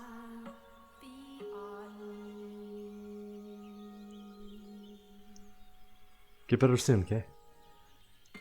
I'm looking forward to hearing all about it. And Pauline, even the second time, I put all her faith in him. She believed he would be alive, and here she was like completely unable to believe that he would ever do anything wrong. Yeah, he appreciates and admires her, and wants to be the sort of person she is. And he wants her to be happy, but it's not from that perspective. It's not from like the dynamic of the relationship is super different from like a romantic one. I'm not sure if there's anyone out there more deserving the Virgin Mary's name. What was that? Your name. It suits you. Oh no, not at all. I'm incredibly flattered to hear you say that, but I hardly live up to my name. What's your name, by the way? I have no name. You don't? If you want something to call me by, you can choose a name for me. Anything you want. I'm nameless. You can give me a name. I think you should be the one to choose your own name. I'd be more than happy to help though. But you shouldn't go with the name you should go with the name you think is best. I see. Well, I should get going. I'll be around, so if you need anything, just holler. Bye then. How am I supposed to choose a name for myself when I don't know anything about me? I recovered quickly with the proper bed and roof over my head. Out on the road, I had been certain I stood no chance, but I was back on my feet after only 3 days at the church. My body was more resilient than even I knew. And now that I was back in health, I had no intention of sticking around. Thank you for everything. I'd be dead if it weren't for you. No thanks necessary. Just glad to see you're feeling better. There's no need to be in such a rush to leave, you know. Stay a bit longer, make sure everything's alright. Yeah. I'm not going to stay any longer than necessary. If you're sure. Take this as payment for food and lodgings. I can't accept that, no. We don't charge for charity. Charity is not free. You paid for it, let me pay you back. I can't. Please take the money. If you insist, I can accept it as a tithe. A tithe? Think of it like a donation to the church. Like you said, the work we do isn't free. Alright, a tithe it is. Thank you. And may God bless you for your generosity. So long. If you're ever in the air, maybe you could stop by sometime. I never did get a chance to have that talk with you. And I was really looking forward to it, too. It'll just cause you more trouble. But no, you wouldn't. What makes you think that? Are you afraid you'll scare people off because you look different? I really don't think you need to be worried about that. It's not just my appearance. Do you mean it? That it won't be any trouble having me around? I absolutely mean it. Okay. I'll consider it. Wonderful, I can't wait to see you again. Yeah. Believe me, I knew I had no place involving myself with her. A killer making himself comfortable in the house of God. I don't even believe in their deity, and I still knew it was nothing if not extremely disrespectful. The money I had donated to the church wasn't even clean. It was stolen. I'm feeling the slightest bit guilty about it, though. I was more conscious of what I was doing, but none of it mattered to me. She had smiled when she took it. That was enough. Seeing the nun smile put my heart at ease. Much like the sound of the slave girl's voice had several years before. It restrained me, suppressed my urges. That smiling face was my new tether. I'd always believed that I was at my happiest while torturing people. That my thirst for murder was ingrained in my soul. But as exhilarating as it was, taking others' lives was, there was a part of me that yearned for peace. I'd gotten a taste of that with her, and I wanted more. Even knowing I had no place in that world, that peace was something I could never attain. I still longed for it. It started with the brief visits every few months. In time, though, their frequency began to increase. Soon it was once a month, then twice, and then once a week. The length of my visits gradually grew as well. Every time I showed up, the nun greeted me with a smile, quenching my thirst without the need for blood. The more we met, the more I endeavored to be a normal man around her, or to play the part of one. I thought that if I acted like there was nothing wrong with me, then I wouldn't be out of place at her side. I wanted to feel like I belonged in that peaceful world where she lived. Oh, it's the giant man, Marie. The giant man's here. Giant? Ah, hello there. I was beginning to think you weren't coming this week. I was having trouble deciding what to bring you. You're always welcome here, you know. You don't have to bribe yourself in. But I appreciate it. Thank you. I wouldn't feel right if I didn't bring something. I brought a variety of fruits for you today, so you can share them with the children. They'll be delighted. Thank you so much. It's nothing, really. So have you decided on a name for yourself yet? Not yet, no. Nothing at all. It makes talking to you a little awkward not having anything to call you. In that case, the giant man is as good as anything. Did he get under your skin? A little. I'm not that big, am I? We're all giants to little kids. I do wish they'd be a little bit less blunt about it sometimes, though. Indeed. So it's better than them being afraid of me. The children here have strong nerves. They're ordinary kids. You're just not a scary person.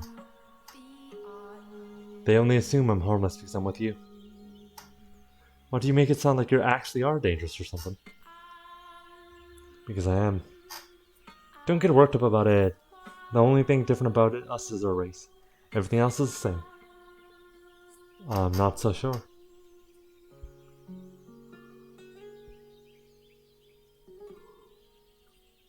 You must have had some pretty awful experiences because of your appearance then to make you so concerned about it.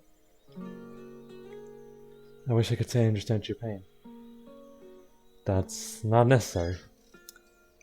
But if I could, then maybe I'd feel a little closer to you. If only I could be even half the same race as you. You have nothing to gain from being more like me. You don't think so? I think there's a lot that'd be nice about it. I would probably have really pretty black hair at least. If I'm ever reborn, I'd like to be more like you. Why are you so obsessed with being like me? I just am. Oh. Yeah. That was about the time I started noticing the feelings she had for me. First I thought I was simply being egotistical. There's no way a woman like her would be interested in a man like me. But I couldn't think of any other explanation for the way she looked at me. Back then I believe I loved her too. And that if we could be together as man and woman, that I would finally be able to attain the peace I so sought. That I could wash my hands of the killer within me, defeat the urges once and for all. That I could step out of the darkness I had lived in for so long. That I'd be able to see the light. That I'd be able to experience the love like any ordinary man.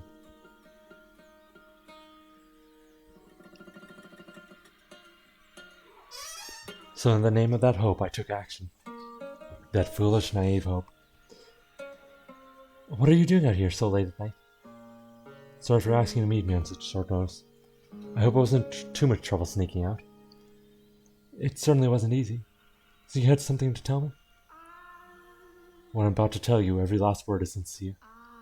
And then once you've heard me out, I want you to turn me down. What? Over these past few months, I've come to at least somewhat understand the responsibilities and restrictions placed on you as a nun.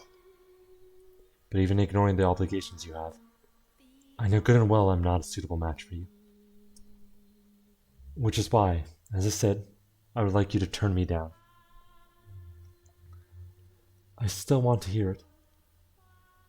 I love you. I fell for you the moment I first saw you. I know I don't deserve to be anywhere near you.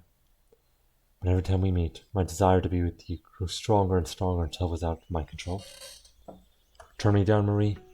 Please, and I will stop trying to get close to you. I am not Marie. You're not what?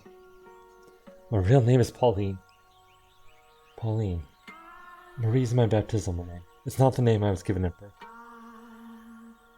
I love you too. I fell for you the moment I first laid eyes on you. I know it's forbidden, but I want to be with you too. Any free time I have, I want to spend it with you. I'm glad to hear you say that. Thank you for being honest with me. No, thank you for not turning me down. Well, I'll talk about it next day. When you asked me to meet you out here tonight, I was wondering if that might be what this was about. I felt like my heart was going to explode all day. Heart explode? Guys get nervous telling about girls how they feel too, don't they? Yeah, we do. Up until now, I had no idea what falling in love was so hard on the nerves. Just thinking about it makes my mind turn to mush. It's hard to work like that, you know? Is it really that stressful? Is it like that for you too? Yeah. Thinking about you makes it impossible for me to concentrate. Tell me something, Pauline. What is it? How exactly is it hard on your nerves? How exactly? It's like I'm in the clouds and I want to scream and I want to jump into a lake all at the same time. That doesn't help much. Could be a little more specific. Really? Are you trying to embarrass me? It's like my whole body gets really hot. You mean you get aroused? Aroused? No,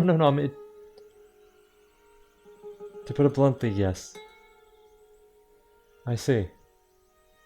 You're a real jerk, you know. You shouldn't go around trying to humiliate ladies.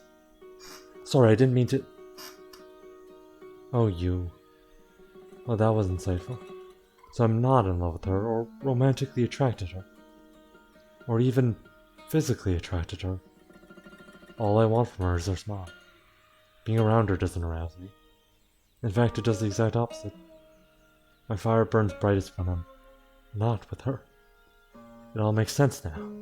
I just want someone to keep me placated. I'm disturbed through and through. A murderer and a beast. See, that's why I didn't want to say anything. I knew you would laugh at me. Oh, I'm sorry. I truly am. I did ultimately get what I wanted out of the arrangement.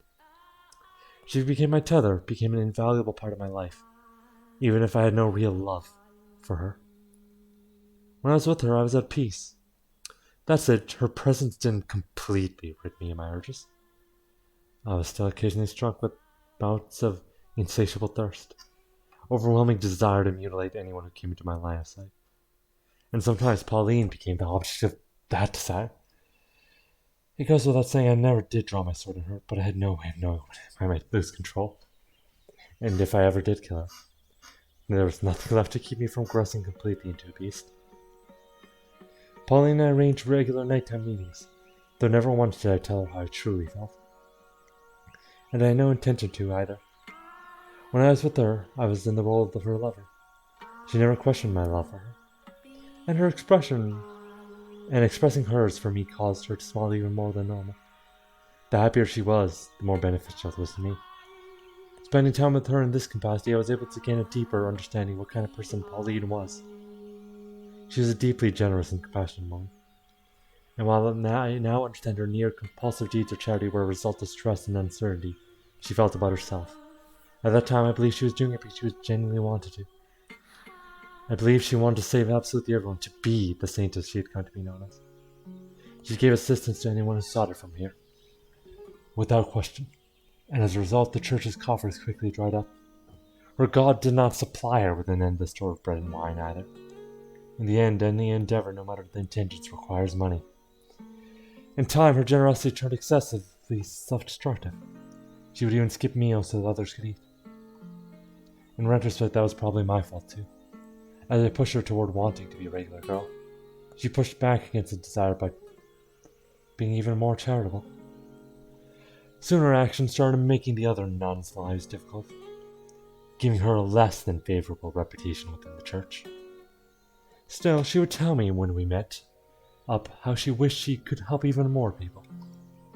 If doing so would give her peace, and if I could be a part of that peace, then I wanted to grant her wish. And what could a killer like me do to help? Petty thieving wouldn't make me nearly enough money to keep a church or an orphanage running, and a raid large enough in skill to do so would inevitably trace back to the source, which would then ruin the church forever. How was a murderer to acquire such a large sum of money?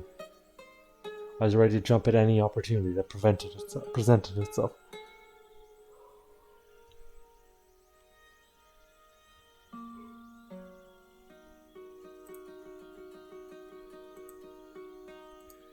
when I receive summons from the Lord. I take it you're the Oriental man who's been seen buzzing around a local church of late. When I first saw the Lord, I was surprised just how young he looked. There couldn't have been more than a couple years difference between us.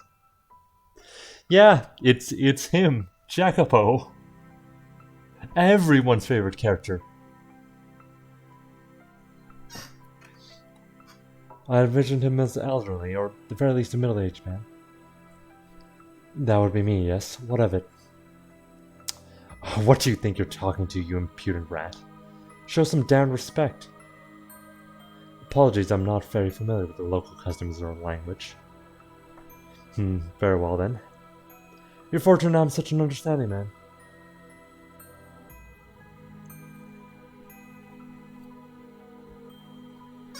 Now for the reason I called you here. You're the one who killed that cart full of slaves 4 years ago, aren't you? So you know about that. I wasn't actually sure it was you, but now I have confirmation. Since then, one slave of Far Eastern origin has remained unaccounted for. I take it that would be you. That is right. You made one hell of a mess out there. Am I here to be punished? That depends on how our talk goes. If you think I'm going back to being a slave, you're fooling yourself. I don't need any more damn slaves, and I certainly don't want you as one.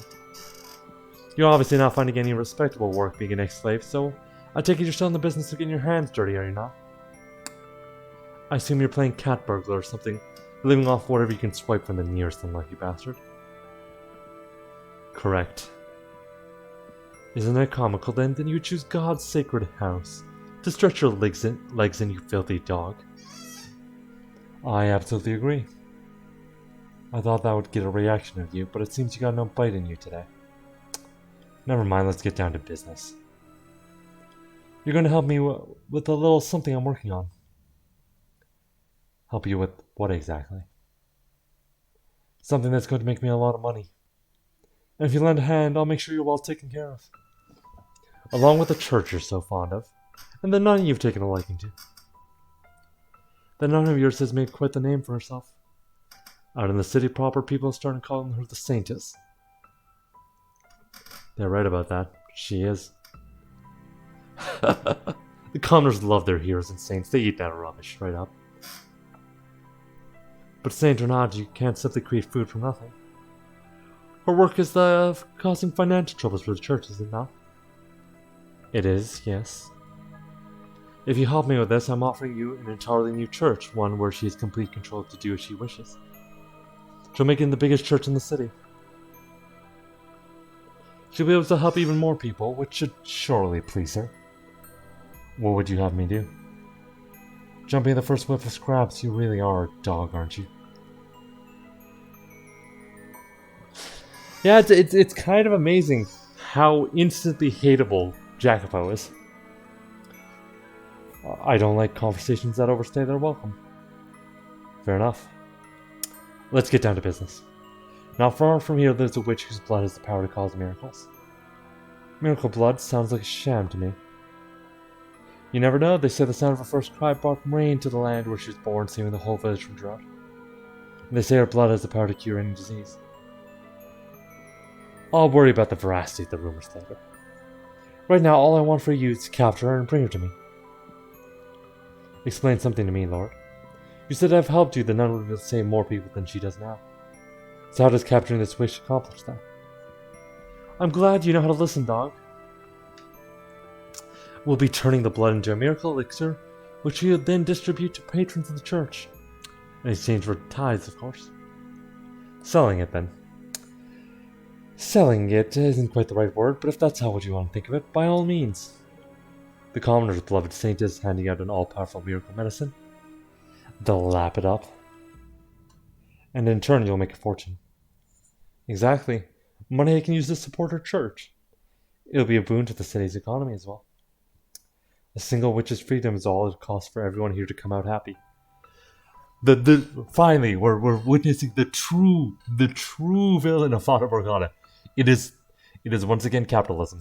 It's always capitalism.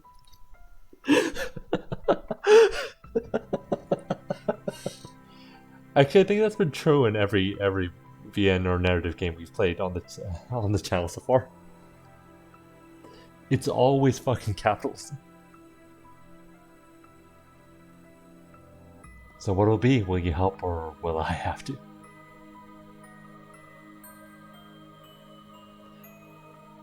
Hey, the only reason polio didn't ruin your life is capitalism didn't get to it. Once again, can we all thank the guy who invented the polio vaccine for not patenting it, copywriting, getting selling it for a profit, etc., and just making it free. What a Chad! What a hero! We absolutely love that man. I'll help. I have no reason not to. Absolute king, that dude. We love him. Decisive and a good listener. Excellent. Once I've captured the witch, where do I take her? I have a mansion set aside where your nun can run the church. There's an observation tower on the grounds. The witch will be kept locked up there to ensure we have constant supply of blood. Okay. When do you want me to get her? You're just chomping at the bit now, aren't you? Thought you'd hesitate at least a little, but I guess it's foolish of me to presume to understand how a killer's mind works. All the resources I put into investigating you and everyone to you were wasted, it would seem. Do you even have a conscience? Don't act like you're any different. I assure you I have a conscience. I wouldn't be doing this if it wasn't necessary for the growth of the city. No, I mean you're as much as a murderer as me. You would never come up with a scheme like this if your hands were clean. Watch your mouth, dog. Don't you dare insinuate I would ever consent to your level.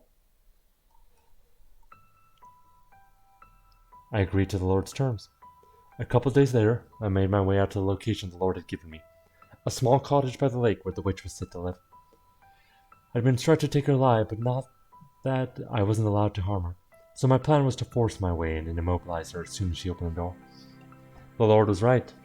I didn't have anything resembling a conscience.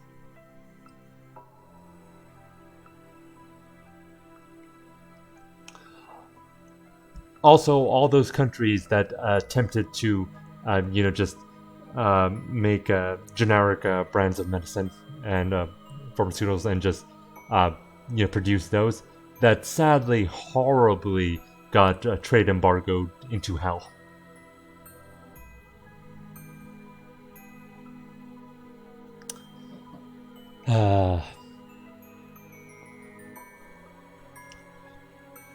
I was too far gone to be bothered by the prospect of disabling a witch. Not even the fact that I found a degree of solace in my relationship with Pauline would change that. However, who's there? When I heard the witch's voice through the door, I froze. It was the girl from 4 years earlier. I didn't even have to see her. I knew right away. I wouldn't mistake that voice. That stream of pure, clear water cutting through the grime for anything. I would never forget the first thing that I had ever managed to suppress my desires. My first tether. When the Lord told me of the witch, I never once expected it to be her. Who is it? Are you the witch with the miracle blood? My hand rested on the hilt of my sword. I had first meant to break down the door she wouldn't open it for me. Please leave. However, when I heard the voice, my hands fell limp. Please stay away from my home. I am in need of your blood. Could you not spare a little? I have nothing to spare for a man like you. My blood is only for the sick and the needy. So please, go away. Stay away from me. I am begging you. Get away from this place. You're a murderer. I want nothing to do with you. So please just go. As you say. As she had commanded, I took my leave of her cottage, in somewhat of haze. It should come as no surprise, but in the 4 years since our last encounter, she had no kind words left to spare me. Yet even in her derision, I still felt myself being calmed by the sound of her voice. I debated with myself. Should I do as the Lord requested and capture her? Or should I let her go free as I'd done 4 years earlier? That's right, I went with the first option. After all, I had no need for 2 tethers. While breaking down her door was still an option, the witch was wary of me. If she were somehow meant to escape, there was no saying how the Lord might react. So I stood watch, waiting for her to step outside. The problem was she never opened her door. It wasn't just me, it seemed she was very wary of everyone. There was one exception, though. The boy. She left the cottage for him. They went on walks together around the lake. It's been a while since we last went on one of our walks, huh? I haven't been sleeping much, taking care of Nellie. Is her condition worsening again? Yeah. Rest assured, I will give her my blessing as many times as she needs. Thanks. I really appreciate it. The weather's kind of not that great today, huh?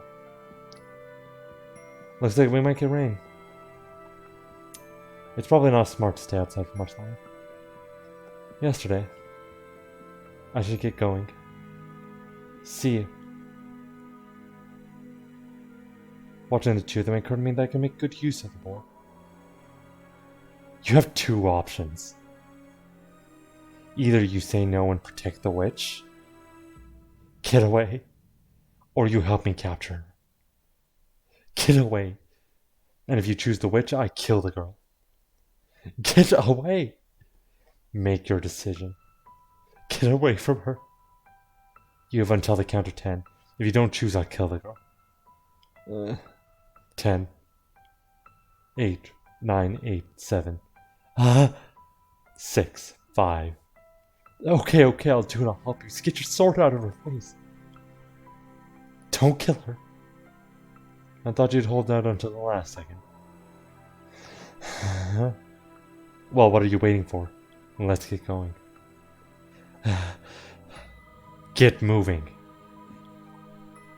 You pitiful little boy.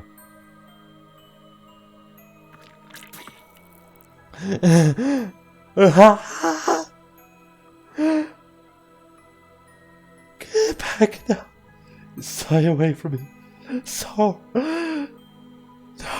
Okay. Help.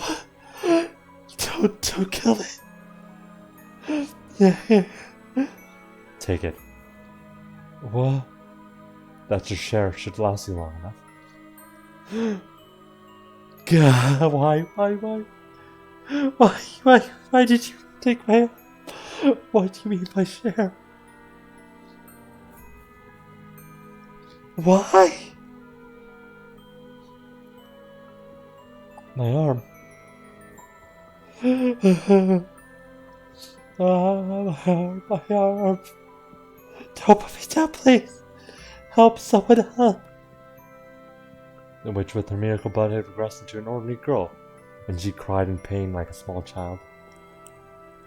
I wasn't going very far with her wailing, so I gagged her and tied her up, and threw her into a burlap sack.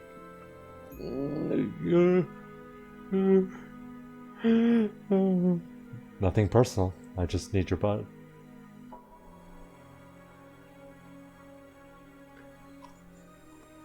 Without it, she'll lose her church. She needs the money. I need some way of getting enough money to keep her church running. So the Lord made me an offer. If I brought him the witch with the miracle blood, he would finance a whole new church for her. So don't take it personally. The 2 of us then locked the witch in the observation tower. When I told the Lord I had used a boy as bait to get her to open the door, he gave an exasperated sigh and said, "Involving a third party was not part of the plan. Is there anything at all in that head of yours, dog? I can kill him if that's a problem." Don't be hasty. Describe him for me. Did he seem like he came from a wealthy family? He's young, still in his teens. He lives with his little sister. He looked reasonably well off, probably of noble blood. You picked one hell of a target to use as your bait. Should I kill him? There are people in the world you can't make disappear quietly. There are people in the world you can make disappear quietly. People no one will notice have gone missing. You're one of them. The boy he most likely isn't. Was the boy at all interested in the witch's blood? He seemed to be. Well, that makes things a little easier. We just have to make him into accomplice then. That's everything up to about 6 months ago. You know what happened next, I presume. I threatened Mal, forced him to join us. He needed the blood for his sister, but even without that excuse, he didn't have the courage to run. Me, on the other hand, I involved myself with my own will. I had no reason to try to get back out.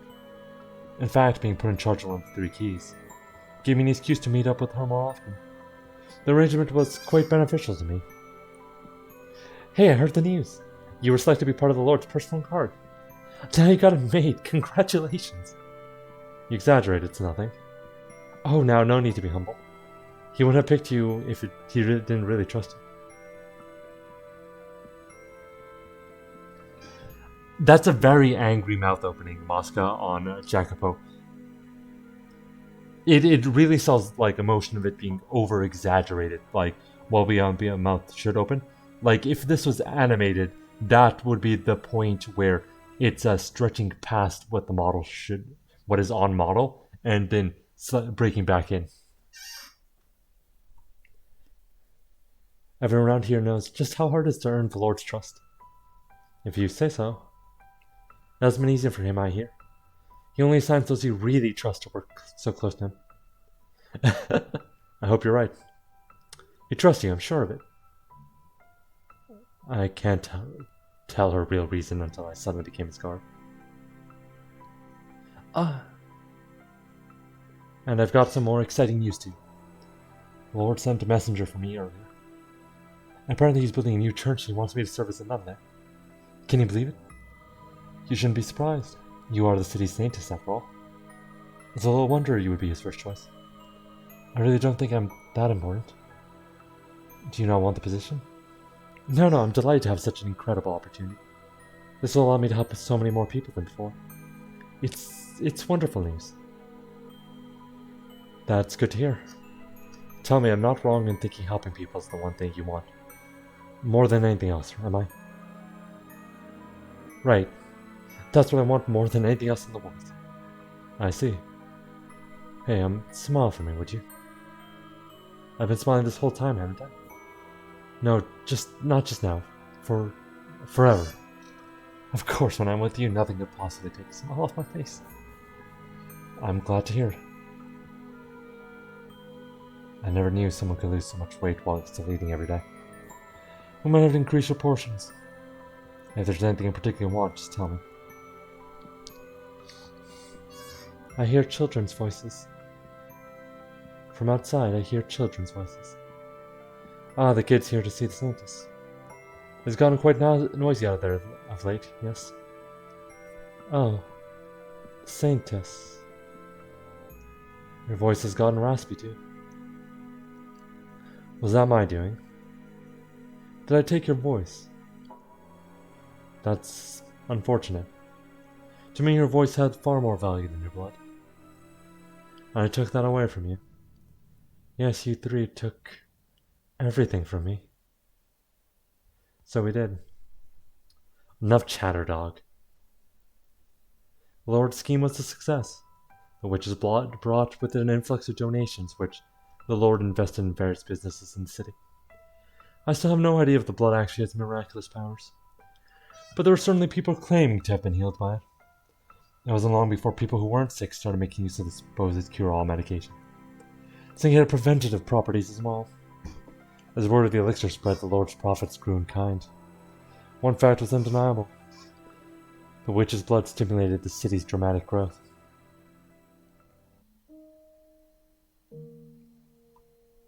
And that's everything. Appalling, is it not? Morgana. If you hate me for what I did to her, you can take this sword and kill me with it.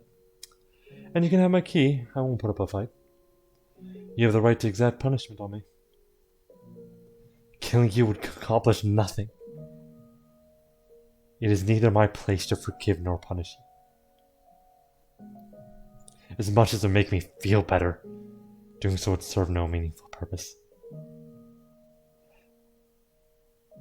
I would like you to give me a little time, though. Of course. So you are still willing to speak with me? I gave you my word. I told you to help you figure out what path you should take. You're an honorable man. I will not force your hand if you do not want to do this. You can tell me to leave and I'll walk right out the door. More than anger or hatred, I'm simply deeply pained. Maybe things would have turned out better if I were as sympathetic a man as you. People are supposed to be able to feel happy or sad for each other. I can't though, which must make me a beast. When you first met Morgana, you felt a desire to rescue her from the slave trader, did you not? You thought of someone other than yourself. I never saw that desire through though. My thirst far overpowered anything I may have wanted to do for her. And my next time we met, I soldier of the Lord. As I said before, there is no room for interpretation in the things I have done. Whatever I might have wanted to do at one point, it's all meaningless now. Regardless, anything I do for someone else is ultimately for my own benefit. Because it's what I need. No matter how selfish your motivation may ultimately be. Please let me believe some part of you does genuinely want to help her. Alright. I know I sounded like a hypocrite for saying this. But sitting back and waiting for her to die is not what I want. When I cut off her arm, I didn't feel any of the thrill of euphoria I usually do when I take my sword to someone. I can't say whether that means I had a conscience, if but for a moment, or if I just wasn't myself at the time. If you can save her though, please do. I can't do anything. If I try, I'll only make things worse. I cannot do everything on my own either. Give me your word that you will atone to Morgana for your actions. While I doubt making reparations will clear me of my crimes, if this is what you want me to do, that is what I will do. Can I ask you something? What is it? Tell me more about my next life. I want to know what kind of man I am. I want to know every mistake I make, all the details. I warn you, it's a tale far more barbaric than anything you can imagine. Do you still want to hear it? I do. And I have little doubt that I will believe it. If you're worried I might react the way I did earlier, I'll lay down my sword. You can tie me up too if you want. That won't be necessary. I'm going to trust you.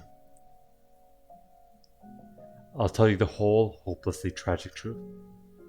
Everything I saw with no embellishments. Please do. And so, I told him the tale I witnessed beyond the second door. That he had lost his memories in the shipwreck. And that he was treated like a beast by the people in the land where he washed up. That he massacred countless people. And that he took his life of his lover, who had come in search of him, never wavering in her belief that he was still alive. I told him about the white-haired girl. I told him about the thing he made Giselle do. I didn't hide a thing.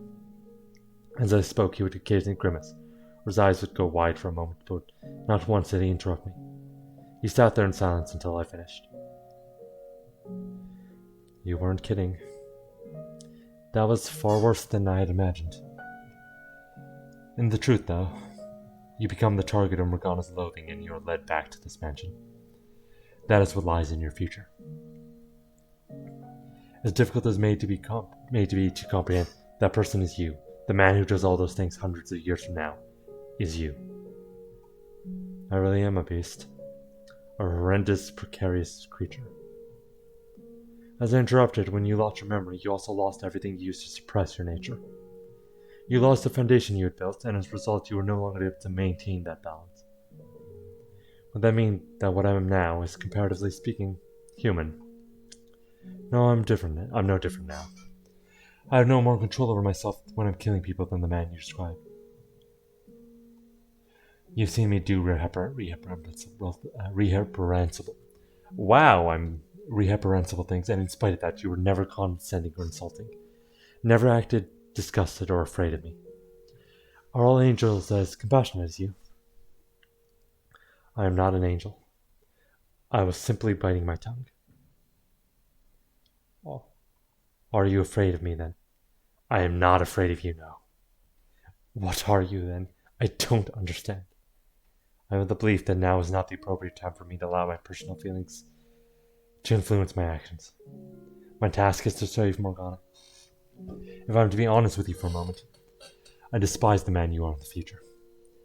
But I'm also equally frustrated myself. You're right, the things you did were inexcusable. You murdered innocents, you killed the woman who came searching for you. But on a personal level, what angers me the most is that you put the blood on the hands of the woman I love. I know very well that to you it's something you haven't done yet. But it was still your soul. It tears me apart inside that I couldn't return in time to stop it. You'd be hard pressed to find anyone who wouldn't be angry to know someone they cared about had received that kind of treatment. I suppose. If that's how you feel though, aren't you interested in taking revenge on me? As I mentioned before, there are times when allowing your emotions to take reign is the wrong course of action. This is one of those times. Seeking vengeance is the wrong thing for me to do right now. If I can eliminate Morgana's hatred, 3 of your souls will be set free as well. So you're going to save me too? Yes, I am. I don't consider myself worthy of redemption, especially not after hearing about the things that I will do. I'm a beast through and through, a twisted psychopathic monster. You were conflicted now. You struggled against the creature that dwells inside you. It's true that you preferred a joy in violence and murder, but you also felt kindness which caused a part of you to seek peace. And the same can be said of you in this time as well. If you actually were nothing but a beast, or nothing but a man that derived pleasure from killing, maybe then I could have truly reviled you. Then you would be irredeemable no matter what had turned you into that, no matter how much pain and suffering had driven you to that point. But your instability, your constantly shifting desires, your mental frailty, all appear to me as very human traits. Tell me, how should I live my life from now on? What is it you want most? The easiest road for me would be the one I walk now, to continue being a killer. No fighting my desires, no resisting what's inside me. Would that be my salvation, to abandon my humanity entirely? I don't know what I should do, what I'm supposed to do. I'm at a complete loss about everything. I'd like to believe that your desire to live in peace is sincere. And that's what I want for you too.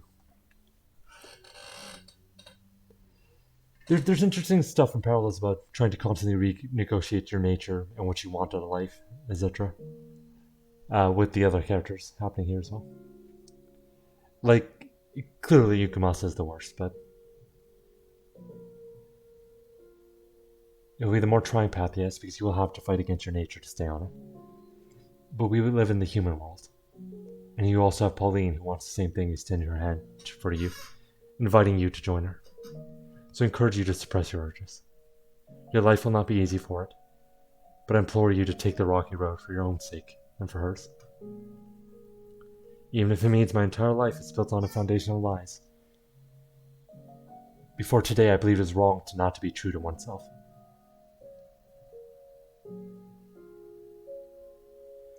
But as I listened to you and tell your story, I came to realize that there may be exceptions. Yeah, because it's something we all have to do. Like, remember even earlier where Giselle, wouldn't it be better not to remember her past, to not renegotiate, to not relive and think about her trauma and try to work through it? Would it not be better to just forget and try to move on in life? And often that's often the case, the answer for things. Where it's never going to be something you're completely forgotten, but you have to move past it without trying to move through it.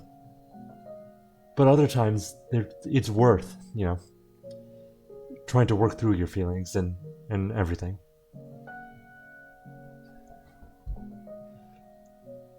Some things you can and possibly should keep locked inside you, where they can't hurt anyone else. Yeah, and some parts of who you are, the nature of who you are.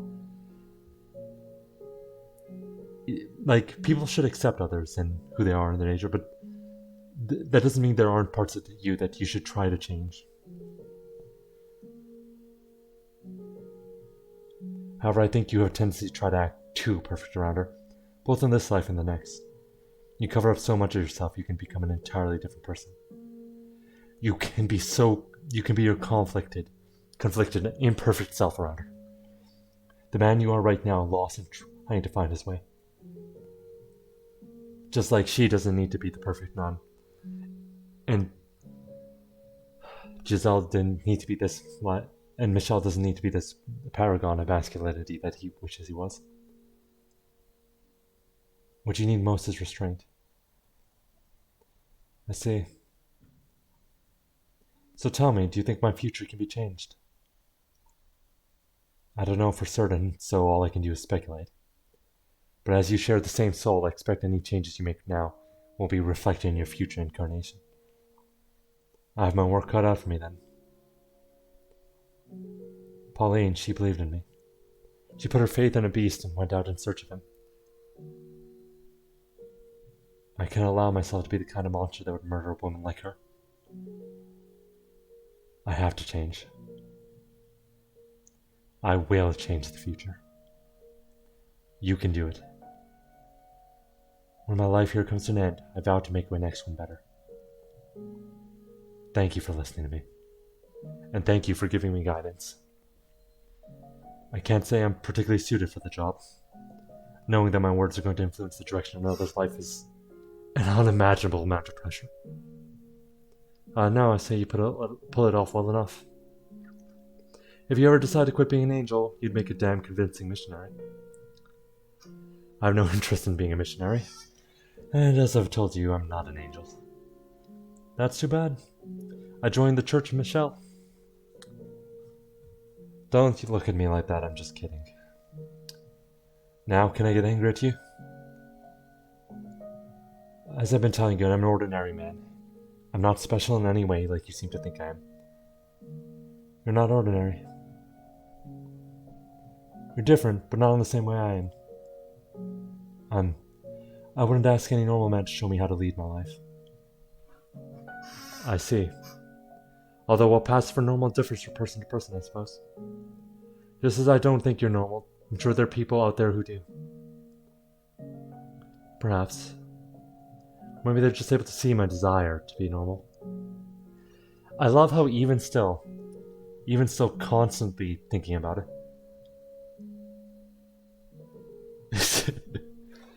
Well, there's everything I have to tell you. You're going to want to talk to the Lord next, I assume. That's right. I'm going to convince him to hand over his key, and then I'm going to set Morgana free. I doubt you'll have much luck convincing him of anything, but I'll help in any way I can. I appreciate it. I'll get him to come to supper tonight. You be there too. Okay, I'll be there. If I could ask you one favor though, could you try to arrange that for as late as possible? That should be doable, but why? There's someone else I need to speak with first. Alright. I'll do what I can. Thank you. See you this evening then. Did I lead him to the correct path? Will he actually find redemption at the end of it? No, I made the right decision. Even if he doesn't in this life, there's enough of a chance that he will in his next. His long hair is gorgeous. Like, remember the scene where he comes out of the room when the villagers are trying to raid the mansion? And it's just everywhere? But yeah.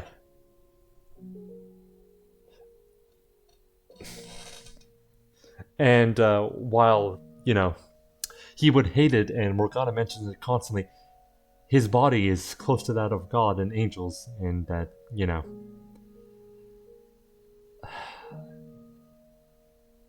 That's another thing that gets constantly iterated, where, Morgana's like, we're not human, we're different, right? Child of God, and same as Michelle, whose body is close to that of. I'm almost there, Giselle. I've almost made it to Morgana.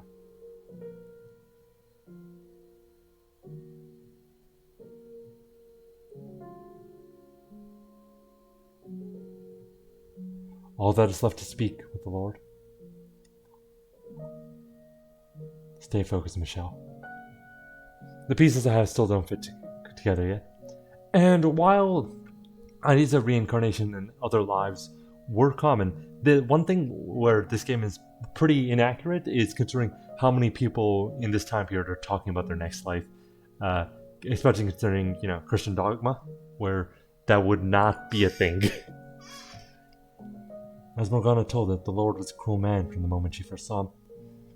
Though as obviously cultures mix, and ideas like that are still propagated and around, regardless. And he wasn't much different in the swordsman's telling of the events either. Are those portrayals the full picture of what kind of man he is? Will adding his perspective do anything but amplify Morgana's hatred?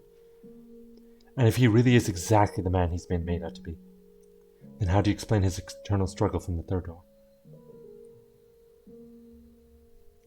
Yeah, that's been happening. Like we've had that occasionally, and part of that is the translation because I know they took a bit of pains to, uh, write it in a more old-fashioned Japanese. But it's clear. It tells us what we need to know, and we can forgive it, right? Everyone else I've met has been fundamentally the same, though. Are you the exception, Jacobo?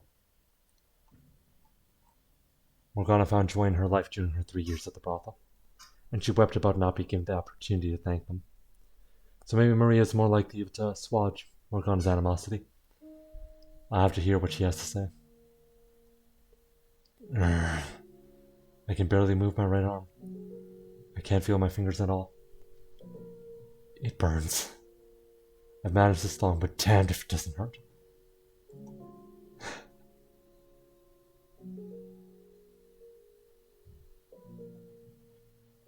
It's just easier to write that way. And it gets a sense of meaning on crossing things clear. I'm going to be calling it for a night today, so thank you to everyone who's joined us as we explored uh, Yukimasa's exploration of events. Let's just see who's free and available, who's streaming. Oh, currently, Red Muffler Man is the only one streaming, and he's streaming more of his run of Grace Eight's Attorney, where he and a couple friends are voice acting everything. So, yeah, I love having medieval hot people being really sad and messed up simulator with you all. It's nice, and yeah. All right, so let's raid Red Hot Muffler Man.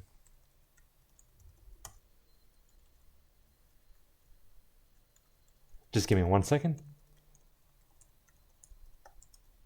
You may know Red Hot Muffler Man for his really sick shitpost game of the gods.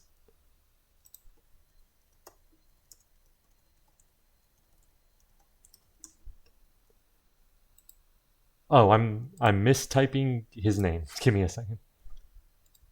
Why am I saying Red Hot Muffler Man? His name is Red Muffler Man.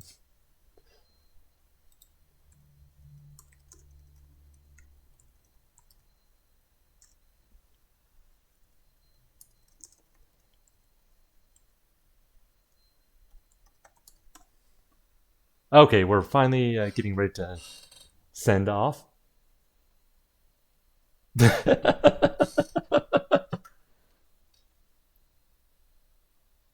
Hey, bye everyone, and I hope you all have a wonderful night or day. Bye.